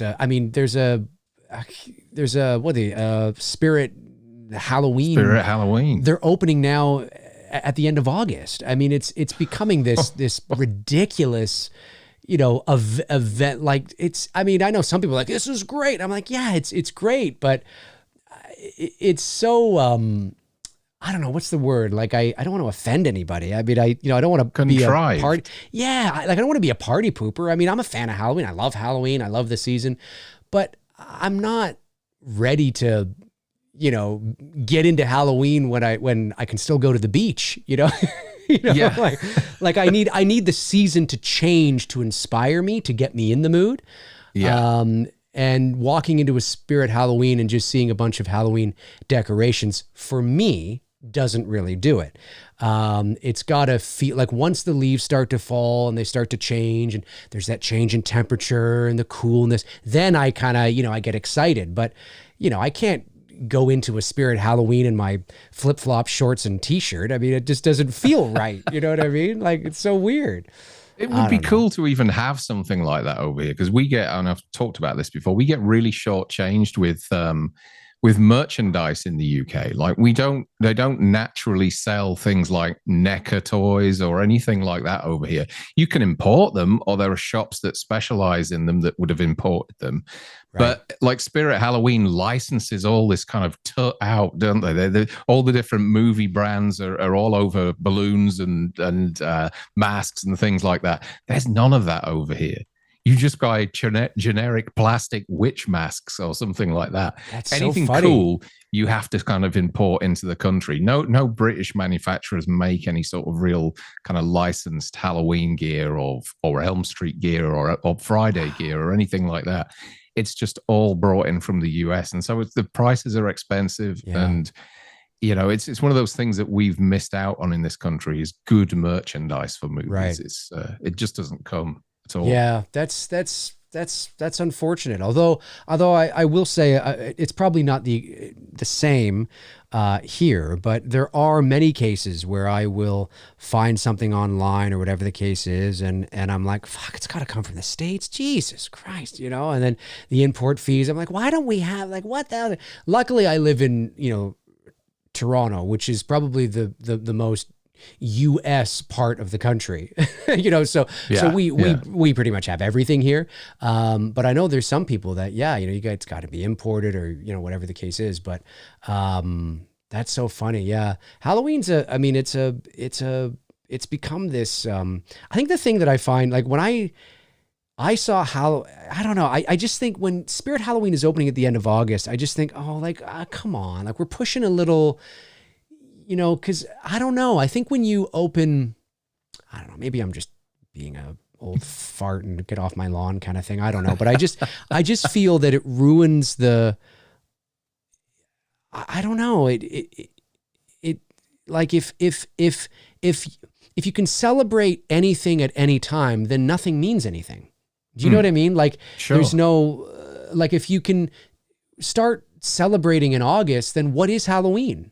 Yeah. Right? Like, Yeah. what does it mean then? Right? You know, and I think that's where I kind of, you know, it's the same thing with the Christmas stuff, right? Where you're putting Christmas stuff. Well, I mean, with that, it's not too bad because as soon as Halloween's done, Christmas goes onto the shelf. I get that. It's November and, you know, but even that is, you know, but it's such a big time of year for people. I understand it. But Halloween's not even a holiday. I know people like to say it's a holiday. It's not a holiday. Nobody gets the day off unless you book it off. And maybe I'm wrong. Maybe there's some states or somewhere, I know by state could be very different, but it's technically it's not a holiday, right? So although people just casually refer to it as a holiday because of the festivities and what they do, and they make it a holiday to themselves. I get that. I understand that. But I just don't think there's any need to be buying Halloween stuff in August. I just think it's like, can I have my summer first? You know? It's kind of like everything today. I was having a conversation with somebody earlier today. I don't want to sound like an old curmudgeon, but you know, with regards to this, but you know, everything, the value of everything nowadays has been cheapened so much because it's available there and then all the time, you know, be it, you know, when I was a kid, there was obviously no Netflix and no Spotify and no, everything that I was given as a child, I had to wait for. I had to wait until my birthday. I had to wait until Christmas. Yeah. There was never any of this kind of like stomping around and then, oh my God, let's just get him it. You know, I was kind of taught to learn the value of things. Right. And so that's what's really cool about, I think, saving up for something is really cool. That anticipation that I'm almost there. I've done this all myself. Yeah. And then getting it. Whereas today, it's just so easy to just go, well, I'll just put that on the plastic. I've got it now. Right. And then you're on to the next thing. Do you know what I mean? That's it. Yeah, no, exactly. There's a romance about the whole thing that's sort of not there anymore. And again, it's not that it's not there, but I just find it funny. People can't, and listen, bless them. I mean, they're fun, they're excited. Spirit Halloween, yeah, you know, and they're walking in there, and there's I see all the Instagram posts and the Facebook posts. I'm here, and they're like, look at me, you know, they're buying stuff, and I'm just like, it's August 15th. I'm like, what is going on? But obviously, they don't care about you. Spirit Halloween, they don't care about the season. They just go, hey, you know what? If we open in August, we could make more money. You know, I mean, that's really all it is, right? But I just think it's so funny. I'm not ready when the seasons change, when it gets cooler, then I'm like, okay, now I'm ready. Now I want to go and shop for Halloween stuff, but not when I have a beach towel around my waist, but that's just me. And then no sooner is that done that the Christmas decorations are up. Well, that's right. I mean, we're getting ridiculous with that in this country. There's already kind of Christmas candy and stuff on sale in the shops over here. So it's Quality it's ridiculous. Street? All that kind of stuff. Yeah, that's already out. And the my grandfather loved Quality Street. After 8 mints and all sorts of things are kind of going on the shelves already. What is going on? And St. Patrick's Day stuff is on the shelf now. I mean, it's just crazy. No, it's not on the shelf. Well, why not? Like, why not? I mean, really, if you think about it, why not? You know, it doesn't matter if it's till March. Why not? No, go for it. Yeah. If you guys have any questions for Darren, feel free to send them in and we will answer them. Or he will answer them. I'm not going to answer his question specifically, but I see we got one from Frank. When the hell did this guy show up? He's cheating on me. Oh, Frank, Frank, what are you doing here, Frank? What are you doing here? I thought you were at work. What the hell is going on? This is what happens when you're at work, Frank. Just to let you know. This is what happens. Are you watching this on your phone while you're kind of like lifting a deer off a fence or something at the moment? Hang on a sec, guys. What is this? What the hell's going on? That'd be so funny. You know what? Don Wilk 91 says, same with Black Friday. It's like the whole week now. It's true. Yeah, well, that's see now, true. Black Friday, I think you guys have it in the UK now, right? That was I think that was a very American thing. And our Black Friday, do you guys have Boxing Day in the UK?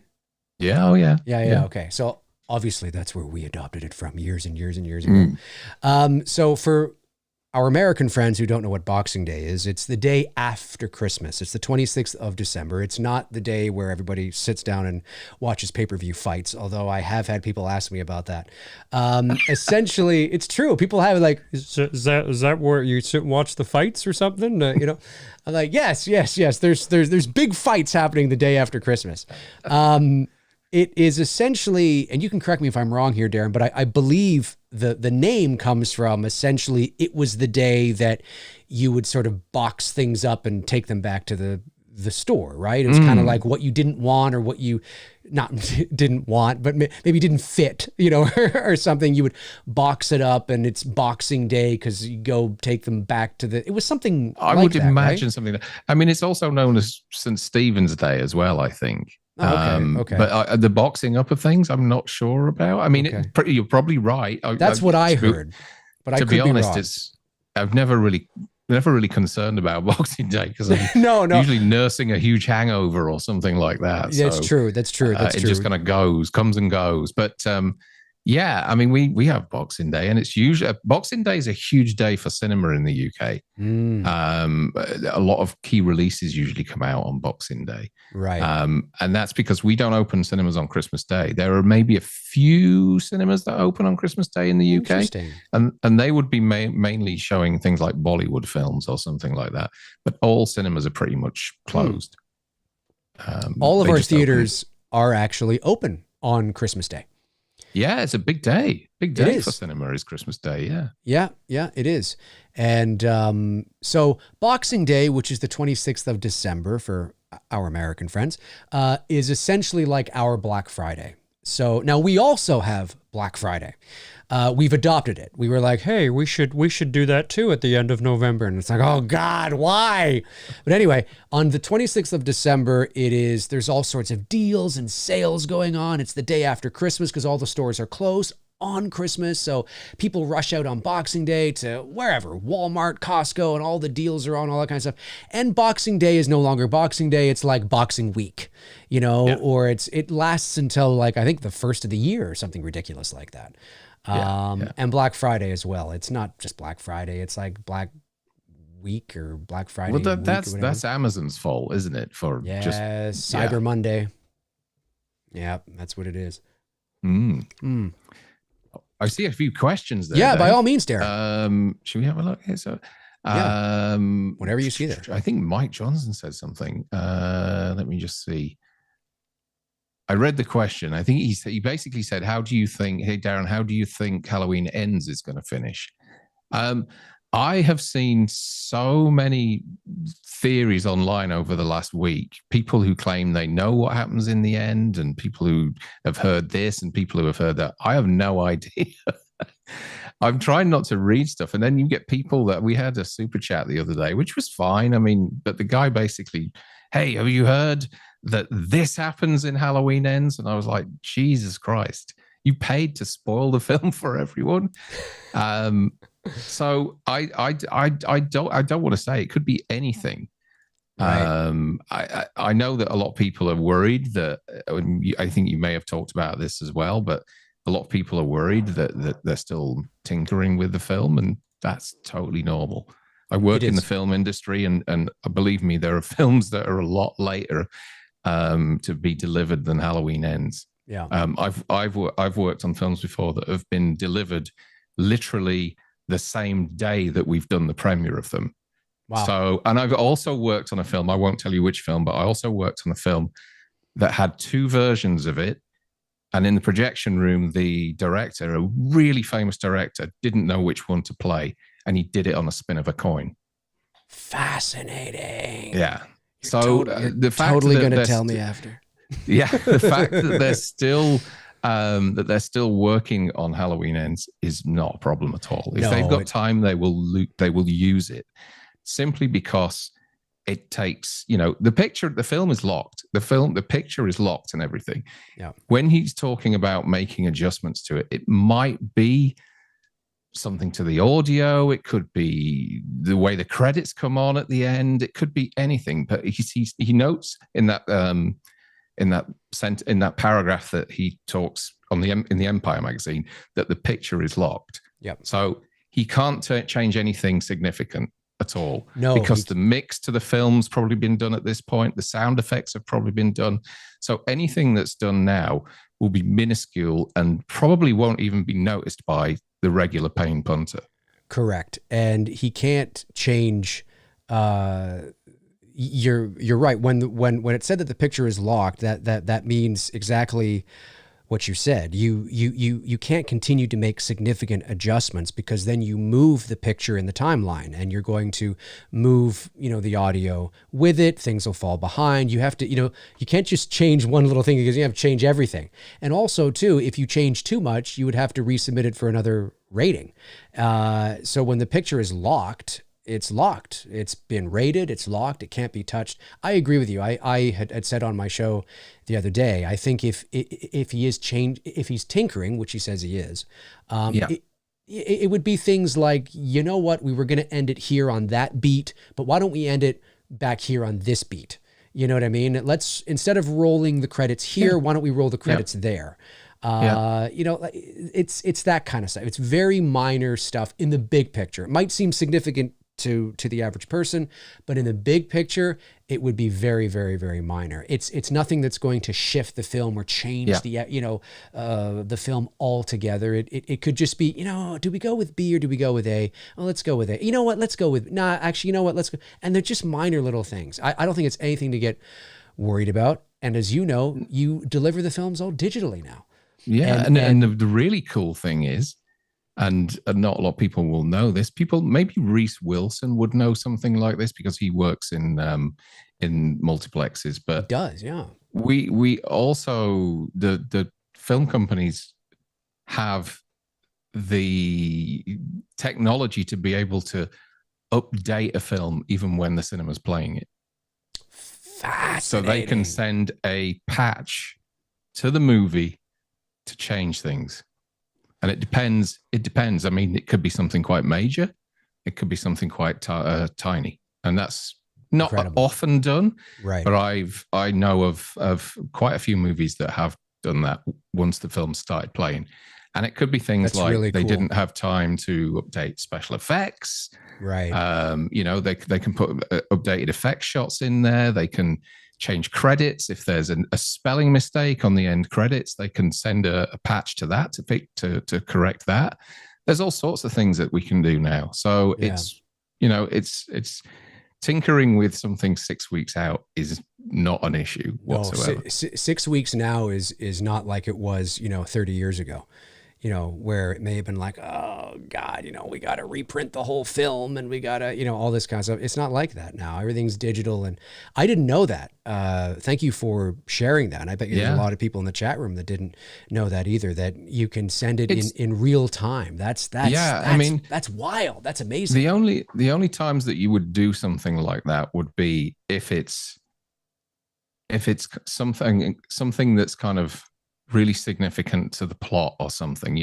We've had I won't go too much into it, but I know of situations in the past whereas for example a title card might be missing. Right. And it's been QC'd and everything, and all of a sudden they realize after the film's been sent to cinemas that there's a title card that's missing. And that could be something like a location, naming of a location, or a time frame, or something like that. Yeah. And they can, we have the technology to patch into servers in cinemas, and to be able to. There's a little bit of help that's needed by the cinema themselves to apply that patch, but that's possible to be done. That's quite easy to do that. Very cool. Very, very, very, very, very, very cool. DM Owen sends in $1.99 and thank you, DM, and says, do you think the dialogue will be better in ends? I actually do. I do think the dialogue will be better in ends. I think they do listen. I think you can tell that that the production have listened this time around because we know very little about it, apart from, and this, you can't help this with test screenings, but there's a few leakages there. Even though people have to sign NDAs, they'll still talk about it.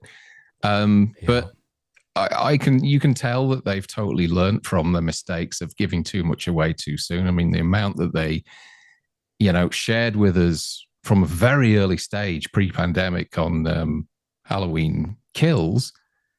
And by the time that movie was about to come out, you could pretty much piece together the whole film with all the different trailers and everything that they put out there. Yeah. So I think that they do absolutely listen, and I think hopefully they would have polished things like that up. Yeah, I think, not every bit of dialogue in Halloween Kills was cringy, I guess, but I think maybe it was just a film that it was maybe a little too ambitious, perhaps. Maybe there was a lot going on, trying to get a lot done. It wasn't everything, but there were just, certainly, do I think we're going to have more Evil Dies tonight? No, probably not. Probably not. I don't think that'll be uttered ever again. It very quickly became a meme, and I think the last thing they want to do is to continue to put fuel on that meme. So, they hope it kind of dies with the movie, I guess. And in his Empire statement, there's a couple of things in there that I was like, I'm happy with that. The fact that all along I've been saying I want a kind of smaller, claustrophobic, atmospheric, low body count, low gore, kind of almost like homage to the first movie. Right. And there are hints that we might just get that in the statement that you put out. The fact that it is not going to be a, like a video game type Halloween Kills experience, just wandering around splatting anything that moves. I'm cool with the idea that he's kind of sounds like he's going back to basics. I don't know what the plot entails, but he seems to have got the message that this needs to be dialed down. Yes, I think you're right. And I remember the first time I had ever heard of it was during a screening of Halloween Kills last October. I think it was last October. And there was a clip of David Gordon Green at this screening. I don't know if it was a festival or where it was, but there was an audience and they're all like, woo, they got their phones out and everything. And David was on stage with David, like I know him. He's on stage with Jamie Lee Curtis, I believe. And they're sitting there, or they have maybe it's just him and the moderator. But anyway, they're talking, and he said that Halloween Ends, and this was before they even shot it, was going to be a much more intimate, smaller film, more of a coming of age film. And I remember thinking, oh, that's good. That's good. I think it needs to be that. It's not that Halloween can't be something bigger than, along the lines of a Halloween Kills, but I just think maybe in this instance, they bit off more than they could chew. And they were trying to do too many things all at once. And, when you bring back legacy characters, you want to be able to, at least I would think you want to be able to, utilize them appropriately and really make them feel special. And I didn't feel that with any of the characters in Kills, especially the legacy characters. They just feel pointless. They were brought back to just die. No, I'm in agreement with you. I read that too in the magazine, and that's what you want to hear. It doesn't mean the movie's going to deliver, but certainly they're saying the right things, and that's what I'm with you. I want a much smaller, intimate, more along the lines of age 18. I didn't like everything about that movie either, but if I had my choice in terms of execution, I would prefer 18 over Kills. So yeah. No, absolutely. I shall be there on. Well, I'm hoping to see it before the release. I've got a friend who works for Universal, so I'm hoping that I'm going to get to see it. He's not let me down with any of the other films, so fingers crossed. A week or so, maybe before the release, I'll be able to see it, and then I'll watch it on Peacock, I think. Right. You son of just a in bitch. case there's that different ending, which son of a bitch. Well, I mean, there is I'm no Peacock teasing, in I'm the UK. There is no Peacock in the UK, but a nice, you can a nice VPN or something like that, and you can access It's true. it. It's not true. a Well, same problem. here. Yeah, There's no Peacock here in Canada either. So, Tony Michael, just saying, we might have to do the thing we did last year again. This idea that there's going to be, or again, like I said on my show the other day, this is purely speculation. Nobody official has said this. This is speculation that has come from some fans who have read between the lines of Jamie Lee Curtis's video where, and I'm paraphrasing, but she says something to the effect of, it's going to be on Peacock and it's going to be in the theater. And again, I'm paraphrasing, but she says something to the effect of, and you may want to go see both. And people sort of took that to mean that she's giving like a wink, wink, nudge, nudge. Like there's a real sort of reason why you should go to the theater and then come right home and watch it again. Now, outside of, business, yeah, please go see both. It's good for everybody. People have, which I think is probably what she was alluding to. However, people have took this to mean that, that she is hinting at that there's going to be, there's a reason why you need to see both. And people have thought that maybe that there's two different endings because we know that David Gordon Green is trying to figure out maybe which way he wants to go with. I would be very surprised if there's two different endings. I mean, listen, anything's possible, but is it probable? If I was a betting man, I would say no. And I would say, I think this is just Jamie Lee Curtis, saying this because it's good for business. It's good for the theaters. It's good for Peacock. Please go see both. But I don't know. What do you think, Derry? Do you think there's a possibility that they do a choose your own adventure here? I don't think there is.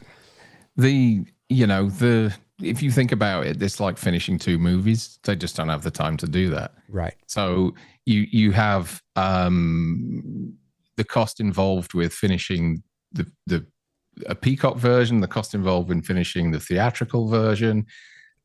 You've got to do two separate mixes. You might have to do two lots of special effects. Yeah. You'll have two end rollers because there might be credits that don't apply to one that apply to the other. That's true. And the logistics of doing that and finishing the movie, finishing two movies for one release date, no, they'd be insane. Yeah. The schedule, especially to decide this late in day, the schedule of a movie is mapped out way before they go to camera, and they have dates when they actually have to deliver. There is no time whatsoever, hardly at all, so late in the day to be able to say, right, we're going to make this two movies. It's just not going to happen. Yeah. There's just so much involved, yourself, in finishing one movie, let alone finishing two. I know. And that's why I said, with respect to the individual that asked the question last show, they phrase it in a way like it could be pending, it might be. And I just was like, no, wait. That's not, this is just fans listening to Curtis and thinking they see some sort of wink in her, in her thought. And I don't, that's just not, it's too much. It's too much. But you've also got to think of the residuals and everything from this, You've got talent there who are going to be saying, well, hang on a minute, I signed up for one film here. Now I'm in two. That's right. You've got to pay me for that. It's true. It's true. So because sorry, I was just going to say, as a voice actor, I can tell you that if they change the tag on me, that's a new spot. And I get paid for it being a whole new commercial. That's a very good point, Darren. If the ending is different and significantly different, like let's say Laurie dies in one and Michael dies in the other. So Laurie dies in one, Michael survives. So if you watch it on Peacock, Laurie dies, Michael survives. If you watch it in the theater, Laurie survives. Wait a minute. Did I say that right? Okay. Peacock, Laurie dies, Michael survives. The theater, Laurie survives, and Michael dies. Did I say that right? I think I did. Anyway, the reverse. Okay, the reverse. That's the weight of that is very, very different.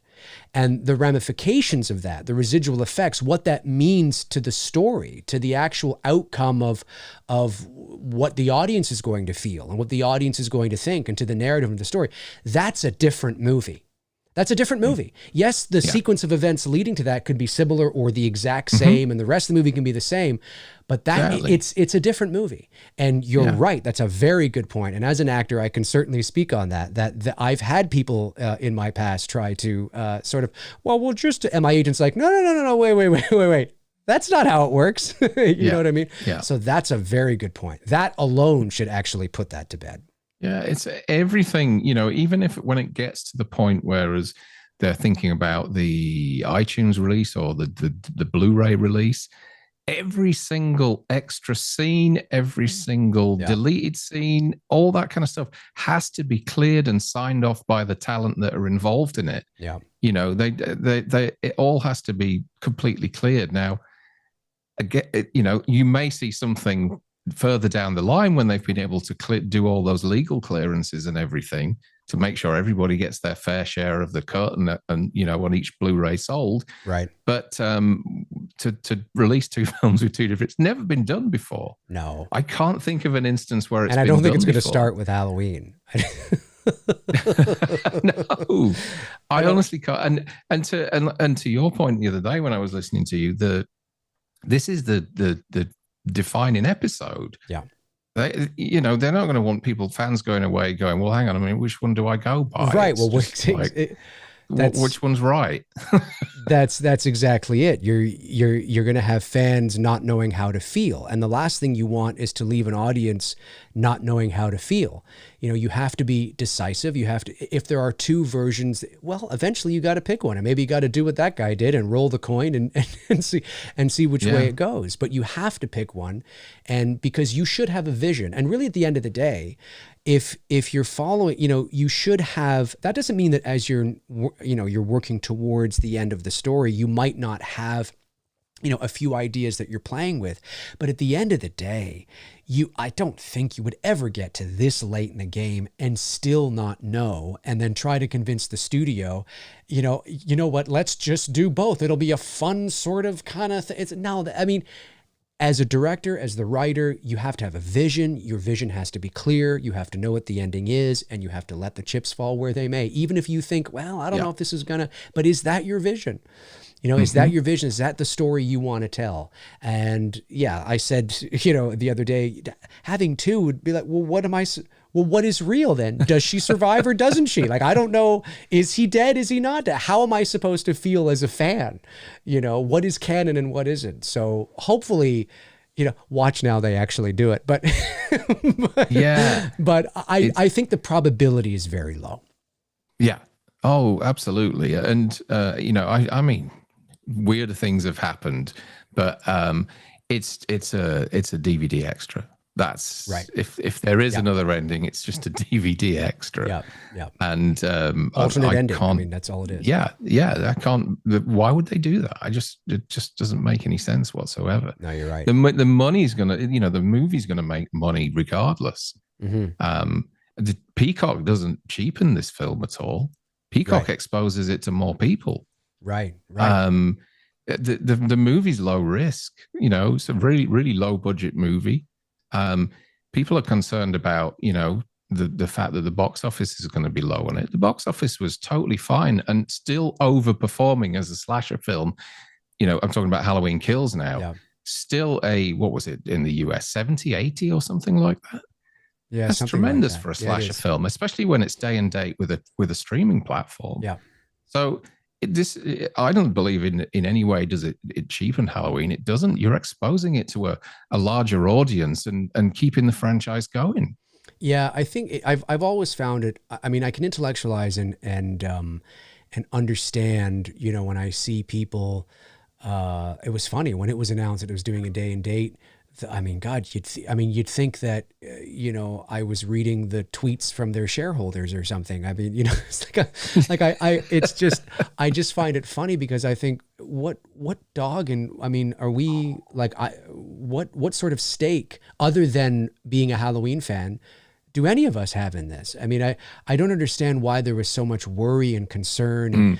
And again, I mean, I can intellectualize it. I think it comes down to, well, they're worried if it doesn't go to the movie theater, it's not going to make enough money. And if it doesn't make enough money, then it's going to kill the franchise and they're not going to do any more. And it's like, yeah, but this is it's a low, like, as you said, it's very low risk. I think the budget is what, maybe 20 million, maybe 20 mil, 25 mil, maybe, I don't know, maybe, to market it, you're going to double that. I mean, this thing's going to make, it's probably going to make 100 mil after it's all said and done. I mean, I don't know for sure, but certainly the kills was a bit less, or a lot less than 18, but 18 overperformed. But this thing's going to make its money back. It will probably make 100 mil worldwide total, or over that, maybe just over that, anyway, which is way more than what they spent to make it and market it. I just think that the people losing their minds over it. Guys, I'm not going up. The hell is going to happen? It's like, what exactly. We're all Halloween fans, and we all want to see it, and we all want to support the franchise, and a lot of us want to see the franchise continue for sure. And it will, of course, it will. The movies collectively, these last two that have been released, have made enough money to keep this franchise going for years. Yeah. No, it's true. And so that's why this film's so low risk. And it is. It's anytime you have a movie that costs what Halloween Ends costs and has the pop culture footprint that the film has. You see, it's not like, me going out and making a movie for $10 million and there's no pop culture footprint. There's no, to then spend, you'd have to spend so much money to market a film. Nobody's heard of me. Nobody's heard of the story I'm doing. Nobody's heard of, I mean, it's, I'm more of a risk, right? That film was way more of a risk. But when you got Halloween and you got Michael Myers and you've got two movies before it that collectively have made over $300 million, just between those two movies, Halloween movies, just between those two, I don't even think the franchise has made that much. You begin to really see that it is so low risk. Just put it on Peacock, put it in the theater. It'll make its money back. It's perfectly fine. It's Halloween. Yeah. Everyone's going to go out to see it. It's Halloween time. So people are going to go see it as well. I think too, and you tell me what you think. I think because Halloween 18 became the highest grossing slasher movie in motion picture history, because it made $250 million at the box office, not for everybody. Okay. I'm not being condescending when I say this, just want to put that out there. But I think there are certain people that maybe because it overperformed and overperformed by a huge margin, it has set a bar where people think now that, anything below that is somehow a disappointment. If Halloween Ends makes $85 million worldwide, that's a huge success. Is it, $250 million? No, but it's right in its wheelhouse of what it probably should make anyway, And I think when Halloween 18 overperformed, I think it's just caused people to lose their minds and thinks that that's just what it's capable of all the time. Mm-hmm. And there's very specific reasons to why that happened. It's it was a lightning in a bottle, way overperformed. Do you see it that way as well, or? No, absolutely. And it was a lot of zeitgeist. The marketplace was ripe for that film. It was kind of a couple of weeks after Venom. It was the other big movie that was out, which was A Star Is Born, which is kind of probably a different demographic to what Halloween was. And there was nothing else around. Yeah. And the trailers, as we all saw, were fantastic. Okay, they were maybe a little bit too much for Halloween fans, but for non-Halloween fans, they did a great job. Yeah, they did. Of pulling them in. Yep. And Jamie Lee Curtis worked her ass off across the world. Yeah. She came to the UK. She went to Ireland and talked to, exactly. Trauma. and it just, everything just clicked. The stars aligned and it clicked, and it took an insane amount of money. And Halloween Kills took a shitload of money as well for what this franchise is. Yeah, no, I agree with that. I just think it's, I think people need to sort of remember that this is, that really what's happening now. Yes, we are the third film in, fair, but also it's coming back to earth. And I think that people need to remember that Halloween 18 was a very special circumstance for many of the things and many of the reasons that Darren said here. Always remember it overperformed, and not just by a little, by a huge margin. It overperformed probably by, at least $100 million, if not more. Yeah. I mean, way overperformed. So, if Halloween Ends makes $80 million or $85 million, that's a win, man. It's a win. Mm-hmm. It's fine. If Halloween 2018 had done 70 million or 80 million at the box office worldwide, you would have probably still got a sequel. And maybe even 2 sequels off the back of that. Oh, are you kidding? 100%. The film only costs, I think, what, 10 mil to make? 10 million, yeah. I mean, absolutely. We would have got them 100%. For sure. And that discrepancy right there that you just laid out should show you how overperformed it really. Mm-hmm. If they were going to, complete, like if they were going to greenlight a sequel with Halloween 18 making only 80 million, I say only, but you know what I mean? That shows you right there how crazy, because I think that's probably what they thought it was going to make, was something in and around there. And then it made like a fucking Die Hard movie back in the 80s or something. It was insane. It was insane. All right, we'll go for a few more minutes here. And let me see. Anything you see there, Darren, by all means, go right ahead. I'm not used to having a fellow co-host on. There was one message by Greg J, which I want to read out. It said, what are these two talking about? It's like seeing who can be the most pompous.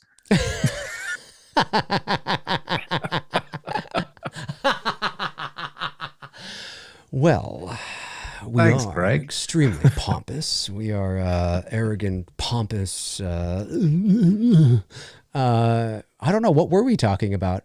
Well, we were just talking about Halloween. I think we were just trying to out nerd each other on a few occasions. Well, you get Darren and I together, and this is very nerdy, very two Halloween nerds going back and forth with each other. Movie fan says there's only a few movies left coming out I want to see in theaters. Ends and the new Avatar, and that's pretty much it. Very cool. Very cool. I tell you what, there's a movie coming out in January, which is a James Wan produced film, I believe. I don't think he's directed it. At least I don't think he has. Called Megan. Have you heard about this? I have heard of it, but I haven't seen anything in regards to it, like no trailers or anything like that. It's I think it's going to take the horror community by storm, and it's going to be a huge hit. Everybody's kind of wary of this film in the industry, and I think it's absolutely going to.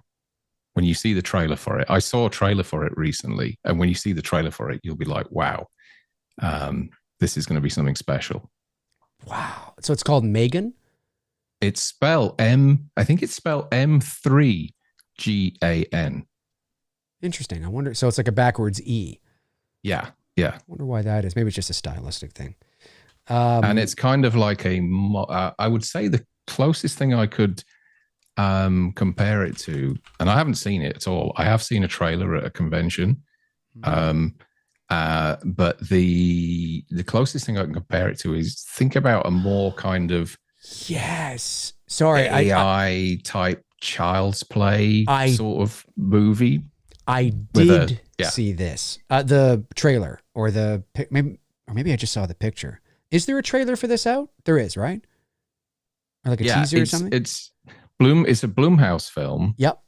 And they tested it, and this is what I've read online. Apparently they tested it and it tested through the roof. So they went off and spent a lot more money on it to kind of make it look a little less independent and more appealing to a wider audience. And I think from what I've seen so far, I think it's going to be something really special. I remember this. I have seen the teaser or the trailer for this because I remember how creepy this doll or whatever looks. And because it kind of reminds me of one of the Olsen twins. Yeah. She sort of looks like Mary Kate or that other one that's the older one that's in all these films, and I forget her name, but kind of looks like her a bit. Yes, I have seen a teaser for this, and I thought it was really cool. Directed by Gerard Johnstone. Gerard Johnstone, Johnstone, Johnstone. Gerard Johnstone. James Wan it's the story is by him. So the I can't even talk today. The screenplay is by Akela Cooper, and the story is by James Wan. Interesting. And Blumhouse, you're right. Yeah, Jason Blum getting his hands in on everything. Interesting. It'll be good, I think. I am looking forward to seeing that. Super chat comes in from Gary, sends in $5. Thanks, Gary. Says, how on earth did you get a picture in front of the Warner Brothers water tower? I tried last weekend to tour Warner Brothers and was rudely turned away. Well, I wasn't actually on a tour. I was there for the Voice Arts Awards. So I was a nominee, and it was happening at I always forget the name of that theater that's on the back lot there. They hold screenings there all the time and everything, and award shows and stuff. It's a very famous sort of theater they have on their back lot. And so I was actually there as a guest, as a nominee on the back lot. So that's how I was able to get my photo taken in front of the water tower, which was great because the year I was there before, and it's changed again. The first time I was there, the water tower logo was facing the opposite direction. So I got my photo. Oh, there goes my light. See, that's when it's time to, kind of call it a day. It's my lights. Okay, you've been doing this. I can't see you. That's the weird thing. It's just a voice. I can't see. Oh, that's right, because I don't have my other camera on. That's right. It's only on the thing. Okay. The first time I was there, the logo was the old logo, or the one that we grew up with anyway through the 70s and the 80s. And it was facing the opposite direction. So I had my photo taken in front of the tower, but really, if you didn't know where I was, you'd be like, where is this? You can kind of see it, And then when I went back the next year, because I was nominated again, they had switched it to what I think is like the older version. It's the bluer, older, sort of kind of sharper, sort of sleeker version, I guess. And they had put it on the side that faces the theater. So I was like, this is great. I got to have my photo. Well, now a fellow VO actor of mine was there doing some Looney Tunes stuff, and he had a photo taken, and he's like, it's changed again. And they put it on the other side again. And it's like, why does Warner Brothers keep doing this? Why do they keep changing the position of the logo of the, I don't know. I don't know why they keep doing it. But anyway, that's how I was able to get it, was I was actually there as a guest. So, that's cool. So it wasn't a Photoshop job. It was not it was not a Photoshop job. No, I've actually had a few people say that you're not really there, and I'm like, what do you mean I'm not really there? Like you photoshopped yourself into the Halloween 2018 premiere that time. That I did. I photoshopped myself there. I have a whole catalog of different places, premieres, studios where I have photoshopped myself in, and went to see Alex Trebek, Jeopardy on the Sony lot there. I wasn't really there. I just photoshopped myself in there, and no, that's not true. I actually did go. We actually did go to see Jeopardy, which was really cool. Of course, Alex Trebek, that's cool, passed away, I think, a few months later. So we saw one of his last shows. It was really awesome. But no, so I'm sorry to hear that you were rudely turned away. Were you trying to sneak in? Is that why you were rudely? Because then I could understand. But that's too bad. Lee Bauer says, my October is set seeing Halloween 1978, Scream 2, 25th anniversary, and The Lost Boys in theaters. That's cool. That's really cool. And this weekend, I believe we've got Jaws releasing in IMAX over here. I think it came out in the US and Canada recently. It has. It's been released in IMAX here too. I was going to go see it today, but then I got busy. I'm not sure about seeing it in 3D, but for sure, IMAX. I hear the 3D is apparently amazing, but oh really? I have no interest in seeing Jaws in 3D. I want to see it in IMAX. That's right. No, I'm not going to go see it in 3D. I don't know. You don't need Ben Gardner's eyeball floating in your face, do you? No, I don't need that. I don't know. It's just something about, I mean, I hear the transfer is really good, but at the end of the day, I mean, I don't need to see like, you know, the dolly zoom. What's the dolly zoom going to look like in 3D? Yeah, exactly. That would be insane. God, that's going to be even more trippy. Can you imagine being high, seeing that? Oh my God. People are gonna start screaming in the theater. What happened? It's the shark. No, it's the dolly zoom. It's the big moment with the. You know, Brody sat in your lap.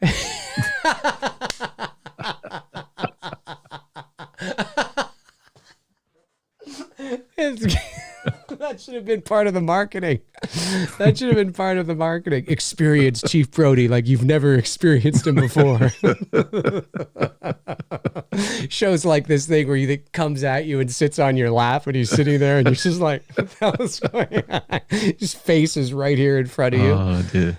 I don't know.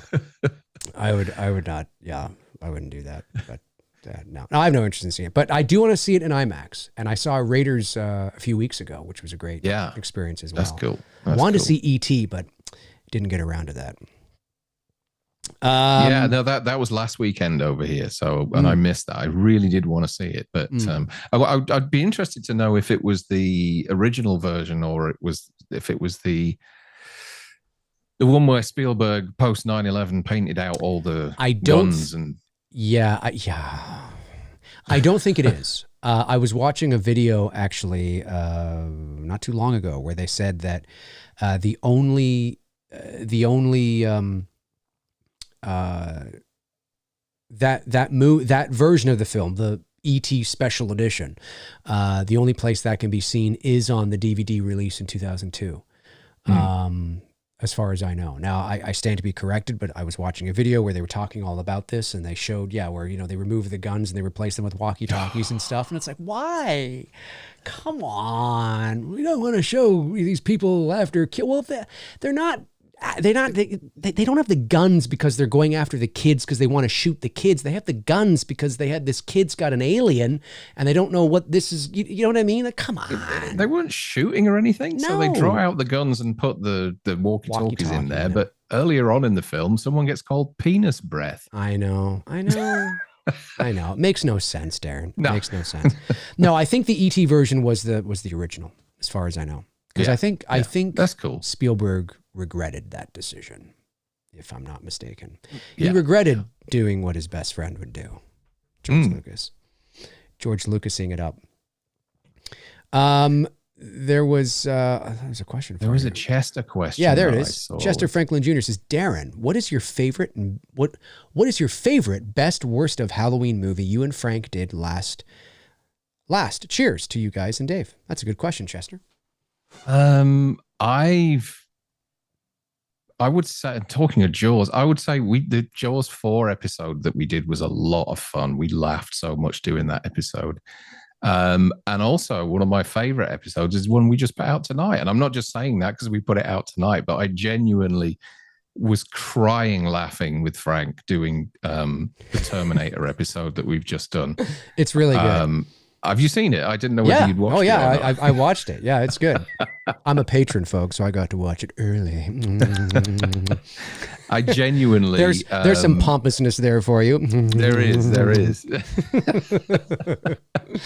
But, those are two that kind of really stand out. And we're really enjoying all the Halloween things you didn't know episodes at the moment because those are fun. It's an education because I've had the Taking Shape books for so long and I've never had cause to read them. They're that sort of book that you can just put by the toilet. Do you know what I mean? Yes. And you can just pick it up anytime, open a page and read a kind of anecdote or a small chapter or an interview. So are you saying that put it back? Your Taking Shape book is currently on the toilet right now?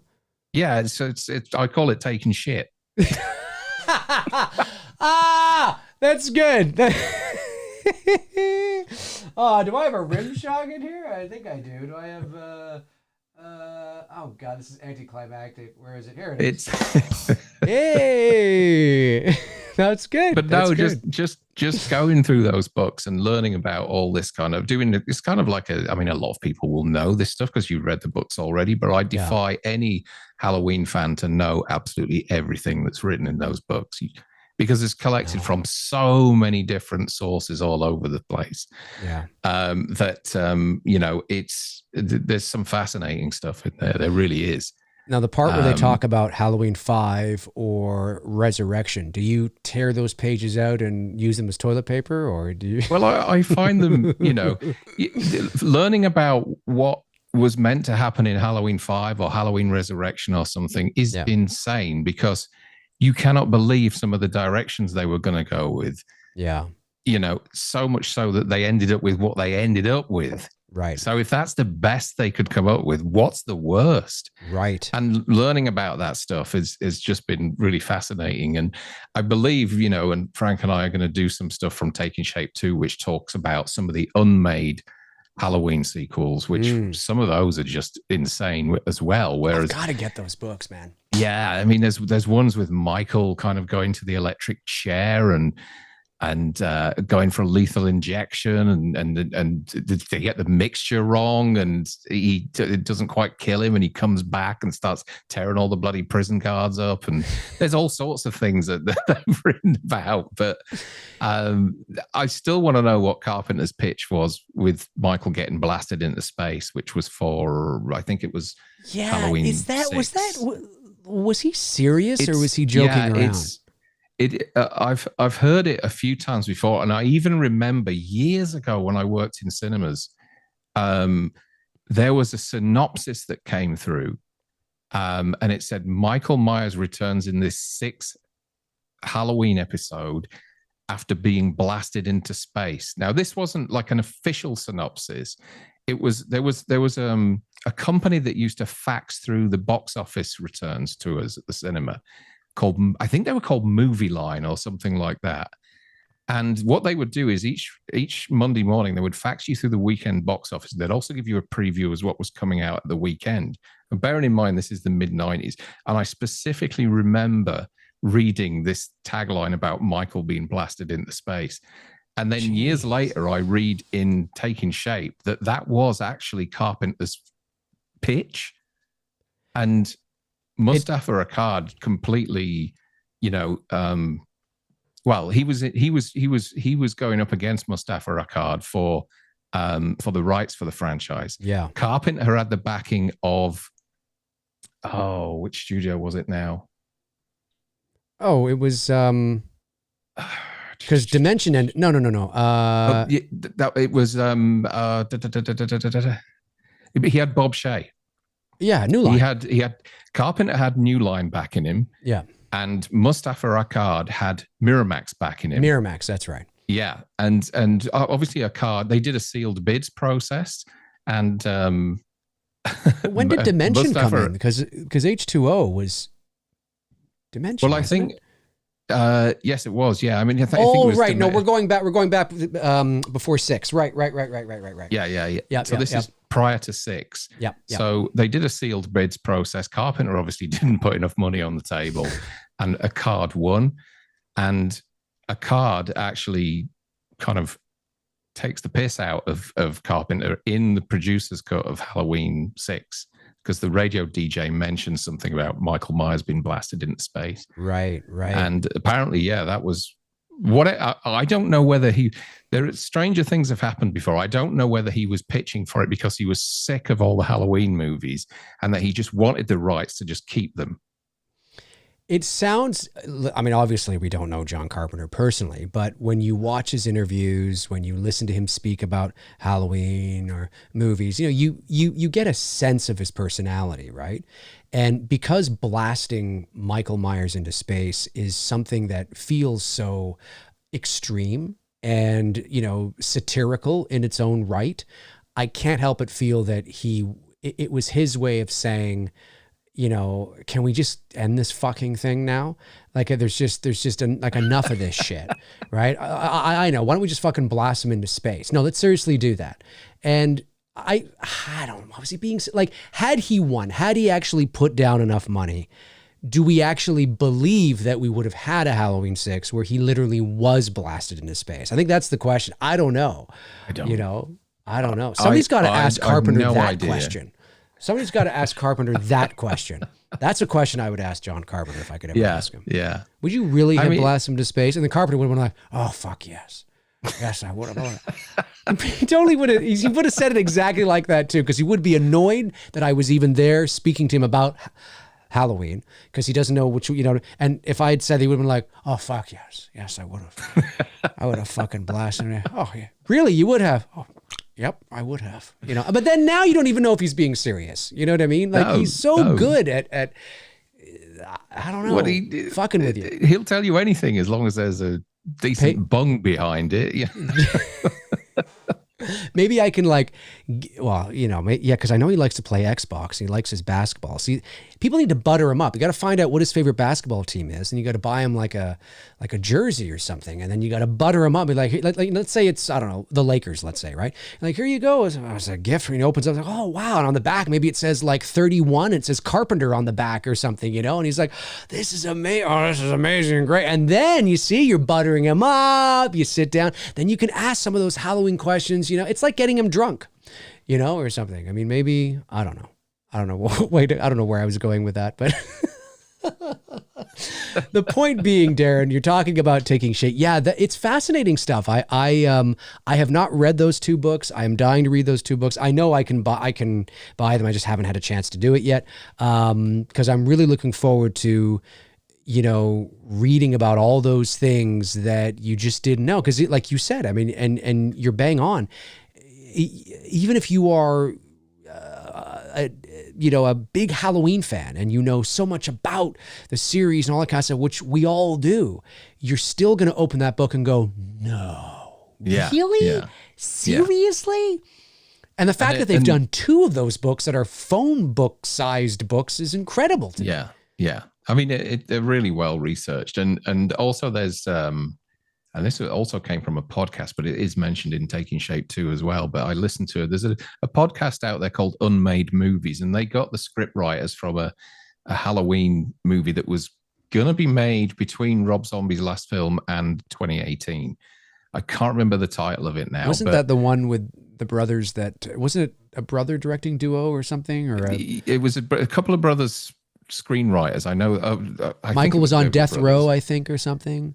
Was it supposed to be? It was the one with where they'd written the role of Loomis for Kurt Russell. Ah, okay. Wow. Yeah. Interesting. To have an aging Kurt Russell. Not the one play I was Loomis. thinking of. Okay. Yeah, I think it might be on the same podcast. They briefly talk about it. Okay. But I would have loved to have seen Kurt Russell play Loomis. They could still as he is now. Well, he could still do it now. He could still do it. They could still do. He's 70, 2 or 3 or whatever he is. Yeah. Yeah, they could. I would. Yeah. You know what? I've said this before. I think John Carpenter needs to come back. He needs to direct another movie, and it's got to star Kurt Russell. And it's got to be, listen, they're both older now. They're in their 70s. There's the situation where obviously it's not likely to be some sort of action movie because Kurt Russell's sort of beyond that point. But I would love to see a like horror movie. It's more of a intimate kind of thing. It's got Kurt Russell in it. Like maybe it's like a Hush or something, where it takes place in like this house. Kurt Russell's this older guy who's at this house in the middle of nowhere. And I don't know, he gets a strange knock at the door one night and he gets up and he goes to the door and there's nobody there. But then it almost feels like there's somebody watching him, but he's not sure. And then he's got a few neighbors that kind of, come in as side characters. And it's this mystery, right? Like, what's going on? What's happening? What are you laughing at? You don't like my pitch? Fine. No, I'm laughing at Shamrock Balls' comments in the chat. Oh, here. Okay. All right. Okay. But I'm just saying, something that Carpenter, I've often said that I think to get Carpenter on board, because he's lazy, okay, let's be honest, he is, and he has no interest, nor does he need to come back and direct. I think if Blumhouse pitched him a smaller, intimate film, $5 million, something like that, budget, whatever, something that maybe it's either one location or just a few locations. It's one main guy, Kurt Russell. Wouldn't you love to see Kurt Russell in that kind of a role? Yeah. Where he's like solitary, he's with himself. It's very character driven in that sense, although it is also plot driven in a lot of ways too. But just something that I would love to see, like a Hush kind of movie with Carpenter and Russell. And I think fuck, that could be something really special. I think I said this to you before, but if Blumhouse haven't already approached John Carpenter about doing one last film, I'd be really surprised given their relationship over the last 4 years. It's true. That must have come up at a dinner or something like that. What do you think, John? Come on, what do you think? Yeah. One last hurrah? Why not? Yeah. Why not? One more. Yeah. You know what? Yeah. Maybe, and if he's holding out, I mean, and maybe it doesn't have anything to do with money. Maybe it's just like, no, I don't want to do that. It's always got something to do with money. I know, it's true. It's true. But I'm hypothetically, if it didn't, and he just was it was more of an interest thing, or he doesn't feel motivated. He's having trouble getting kind of, back on the horse again, whatever. Go after Russell first. Go after Kurt Russell. And sort of pitch an idea to him, and then allow Kurt Russell to be like, come on, John. You know what I mean? Because then there's that long-term relationship there that Kurt Russell might be able to get him really excited about something. But something like that, like a smaller, intimate film, like a Hush or a Breakdown, or something that's really like, you know what I mean? That would be really cool, man. Don't let The Ward be your last movie, John. No, don't let The Ward be your last movie. No. Please don't. Or worse still, that bloody video he did for Christine. Yes. Where he's beckoning a small child into the back of the car. So true. I never looked at it that way, but you are correct. The small child thing's a joke, folks. He was it's a young woman, isn't it? Yes, But it's a creepy old video, isn't it? It is. It is very. He doesn't want to go out on that at all. Like, come on, you could still do it. And I believe that but you have to make John feel like, John, when you yell cut on lunch breaks, you can fucking go to your trailer. You can have Xbox set up. You can have your basketball game set up. You can have fucking like anything you want to do, just because I think the way to John Carpenter directing another movie again is the path of least resistance. And if he feels that it's a big crew with, a 2 or 3 month shooting schedule, like, he's not going to come back listen, maybe he will, but I just can't help but feel that he's not going to come back for like an Escape from New York style film or some big action movie. He's done with that now. Make it small, make it intimate, make it like a fucking 3-4 week shoot. Tops. Yeah. You know what I mean? And a small cast, but it's really good. Like a Hush film. I'm telling you, man, Kurt Russell, Carpenter, I'm in. I would be there in a heartbeat. Yeah, absolutely. Absolutely. 2 super chats here. Kevin Morris, and my apologies for missing yours earlier, sends in $5, says, no question, Dave. I just never get a chance to see you in time for the live feed due to the YouTube's notifications. Can't wait for ends. You rock, Dave. Well, thank you very much, Kevin. Well, to be fair, I did today was a little impromptu. I think I created the stream at about half an hour before I went live. So there wasn't a lot of time for people sort of to get the notifications. So my apologies for that. So it wasn't just you, but I appreciate that, man. Thanks very much. And then Reese Wilson sent in a super chat here. Oh, no. Oh yeah, I got the Gary one. Reese sent in a super chat and just said, here's some money. Reese Wilson? What are you doing, man? Thanks, Reese. Appreciate it very much. Sent in essentially 31 Australian dollars. Thank you. I appreciate that very much. Listen, there's 7 minutes to 2.5 hours. Let's take this thing to 2.5 hours, and then let's do that. We'll wrap it up because I'm getting kind of hungry. It's 5:30 for me here, and I can feel my stomach going, you need food. Let's see. Jason Bradshaw. Oh, the question marks are for me. I thought it was Jason Bradshaw with 3 question marks. I was like, Jason Bradshaw? Dave, in the original Halloween, you ever thought if Lindsay went with Annie to get Paul, she might have made it? If Lindsay went with Annie to get Paul? Wait a minute. In the original Halloween, have you ever thought if Lindsay went with Annie to get Paul, she might have made it? You mean Annie might have made it? Well, you'd have got Lindsay as well. Yeah, I was just going to say that he either She goes back would in have. for the keys. Myers takes out Lindsay while she stood by the car waiting. I was just going to say either what Jason is suggesting, or Lindsay gets the axe too. Yeah. That would have been creepy. She walks back in to get the keys, and Lindsay's like impaled on the door. Impaled. Impaled. Yes, hanging on the door like Bob. You know, that might have been interesting. I don't know. It might have been interesting. Colin Murdy says, yeah, even a horror Western ghost story style film with Russell would be great. Could make it really eerie. I agree. Come on, John. Come on. There's 197 people watching right now. Maybe one of them is Jason Blum. And he's checking in. He's a huge fan of Westerns as well as John Carpenter. And he's never done one, has he? That I can remember. I don't think he has. I mean, Carpenter? I guess, Carpenter's never done a not Western an actual before. Western, no. I mean, Assault on Precinct 13 is probably or Vampires, the kind of nearest things that he's done to Western. I know because Assault on Precinct 13 is a remake of a Western, Rio Bravo, isn't it? Yes. He likes to think of it as a remake of Rio Bravo, but maybe a little small Western he could do. Maybe just something. There's got to, but I agree with you. This relationship they've had, you cannot tell me that the topic has not been approached at some point. I mean, maybe he shot it down right away. I don't know.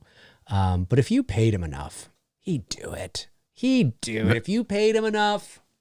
Maybe they're concerned because everything they've done together has got cult status, but The Thing was a flop. Mm-hmm. Escape from New York didn't do too well. That was more of a cult status thing afterwards. Yeah. And Big Trouble in Little China was a disaster. Yeah. Elvis was a TV film. Yeah. So was maybe they're kind of like, it. yeah. But I mean, with Kurt Russell in, the two of them. Oh, right. Yeah. So I'm just thinking maybe they're like, shit, well, we're obviously a poison chalice, aren't we, when we get together? So maybe why should we do another one? Yeah, I don't know. Yeah, maybe. I would love to see that though, because it brings such a nice sort of close to that relationship and his career. John Carpenter's obviously. Kurt Russell, I don't think he's planning on retiring anytime soon, but who knows? But I'd be totally down for that. That'd be so awesome. It'd be so awesome. Dennis Williams says, hey guys, I've been hearing a lot of talk from other YouTube channels. And what I've been hearing is that a new Friday the 13th film is in works for next year. Your thoughts on what the story they will tell? Yeah, this is interesting, isn't it, Darren? I really don't know what to make of this. I know that this all started, I guess, maybe a month or so ago. There was was it a former producer on one of the films or something, had casually mentioned during a podcast or something like that yes, there's be on the lookout for something by the end of the year or some sort of he'd said something like that, and that kind of perked a lot of the Friday the 13th fans' ears up and was like, oh, that's fascinating, that's interesting. And then Sean S. Cunningham, now it's since been deleted, but Sean Cunningham, of course, the creator, the director of the original Friday the 13th, on his Cameo of all places, his Cameo bio of all places, his Cameo bio, I guess, I don't know if he's got excuse me. I don't know if he has any other social media, but I just thought this was kind of funny that he's got a Cameo. In his bio, he had said, it had said something like Friday the 13th, the creator, blah, blah, and 13th film coming next year, or 14th film, or whatever the hell they're up to. And that was quickly removed. And then, of course, you have New Line, who puts out a interesting sort of Instagram screenshot post. Or something. Yeah. It says Jason's calling you or something, and it's a screenshot of sort of when somebody sort of calls you on your phone or whatever, and it, as if you have a call coming in from Jason, and that is still up. That hasn't been removed, and people, look, if there's nothing in the works, this is just really mean. Do you know what I mean? If there's nothing in the works at all, this is really, really mean. And I don't think would go over very well with most Friday the 13th fans if they were like, nah, we're just fucking with you. You know, I mean, that would, why would you do that? You know, it doesn't make any sense. So I tend to, and again, I'm not a Friday the 13th expert, but I tend to lean more towards that I think there is something brewing, but I think it is very preliminary, and they are, or maybe it's even further along than we think. Who knows? I mean, you know that, Darren. Most of these types of things are well into sort of a development phase before they're sort of announced. But maybe, I don't know. I tend to think that, you know, if it was just that producer, who knows? You know, talk is cheap, blah, blah, blah. Then you get Cunningham and the cameo thing. I kind of want a cameo from him now. I bet you he's got people asking him now, probably paying him to I'm sure, ask him about that shit. I don't know, but three times seems a little, there's obviously, a little suspect. There's obviously something brewing, isn't there? I think, and New Line have been behind resurrecting the franchise. No, was it New Line last time? It was Platinum Dunes. Platinum Dunes, sure. It was Michael Bay's company, I think. Yeah, Is it I wonder if they will do something to kind of. This is just my kind of like how my head works sometimes. No, but can you imagine they do it on they announce it on the release day of Halloween. Ooh. Or the Monday after the weekend of Halloween. You know, something like that to kind of the thunder, the crack of thunder. That would be awful. That would be such a, because you have the Halloween's releasing, and then horror fans and nerdgasms, they wouldn't know they wouldn't know what to do. Their heads would be exploding. Or they shoot a teaser to go on Halloween. Maybe. that would be interesting. What if there's already a teaser and it's going to be playing in front of Halloween? Of course, I know it's a Universal film, but that doesn't make a difference. They can get it on the trailer package there. Yeah.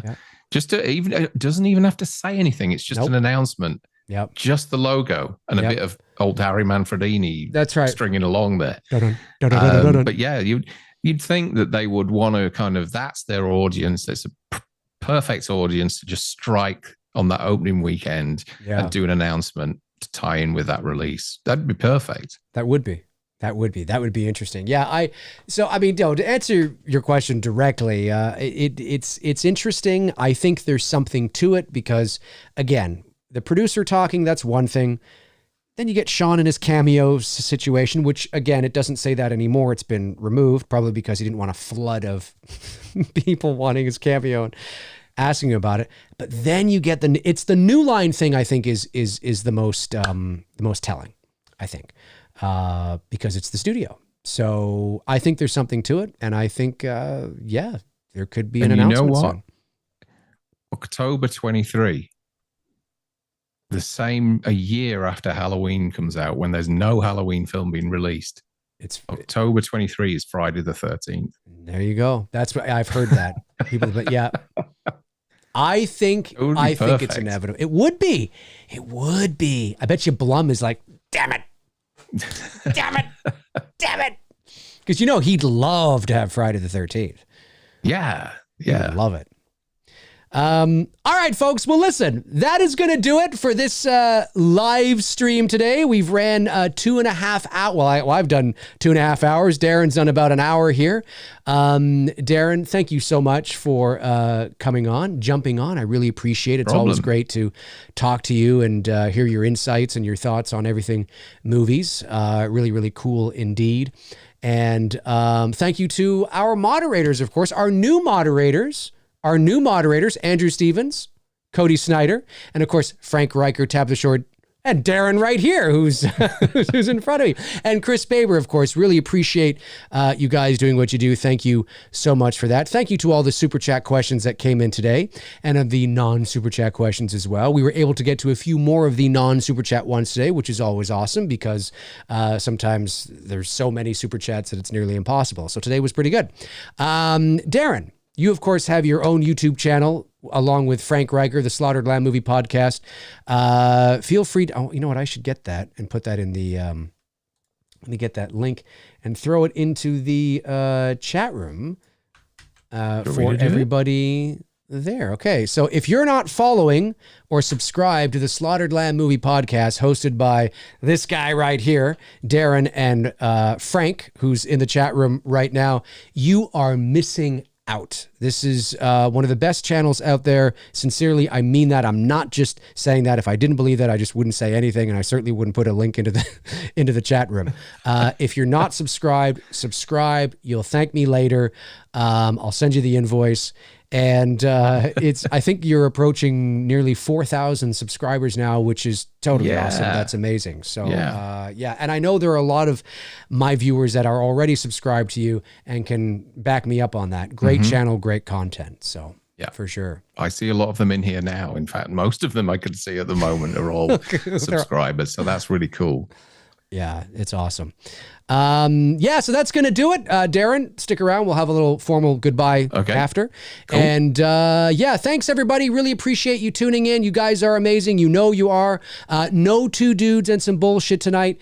Just an FYI, just a reminder. It was Labor Day weekend. Tony's busy, so I totally forgot it was Labor Day weekend. He's like, it's Labor Day. We'll be back next Monday night, 6 p.m. Eastern Standard Time. Have a great rest of your week, and I'm sure I'll be back at some point throughout the week as well. In the meantime and in between time, that's going to do it for us. Alrighty. Cheers. Cheers, folks.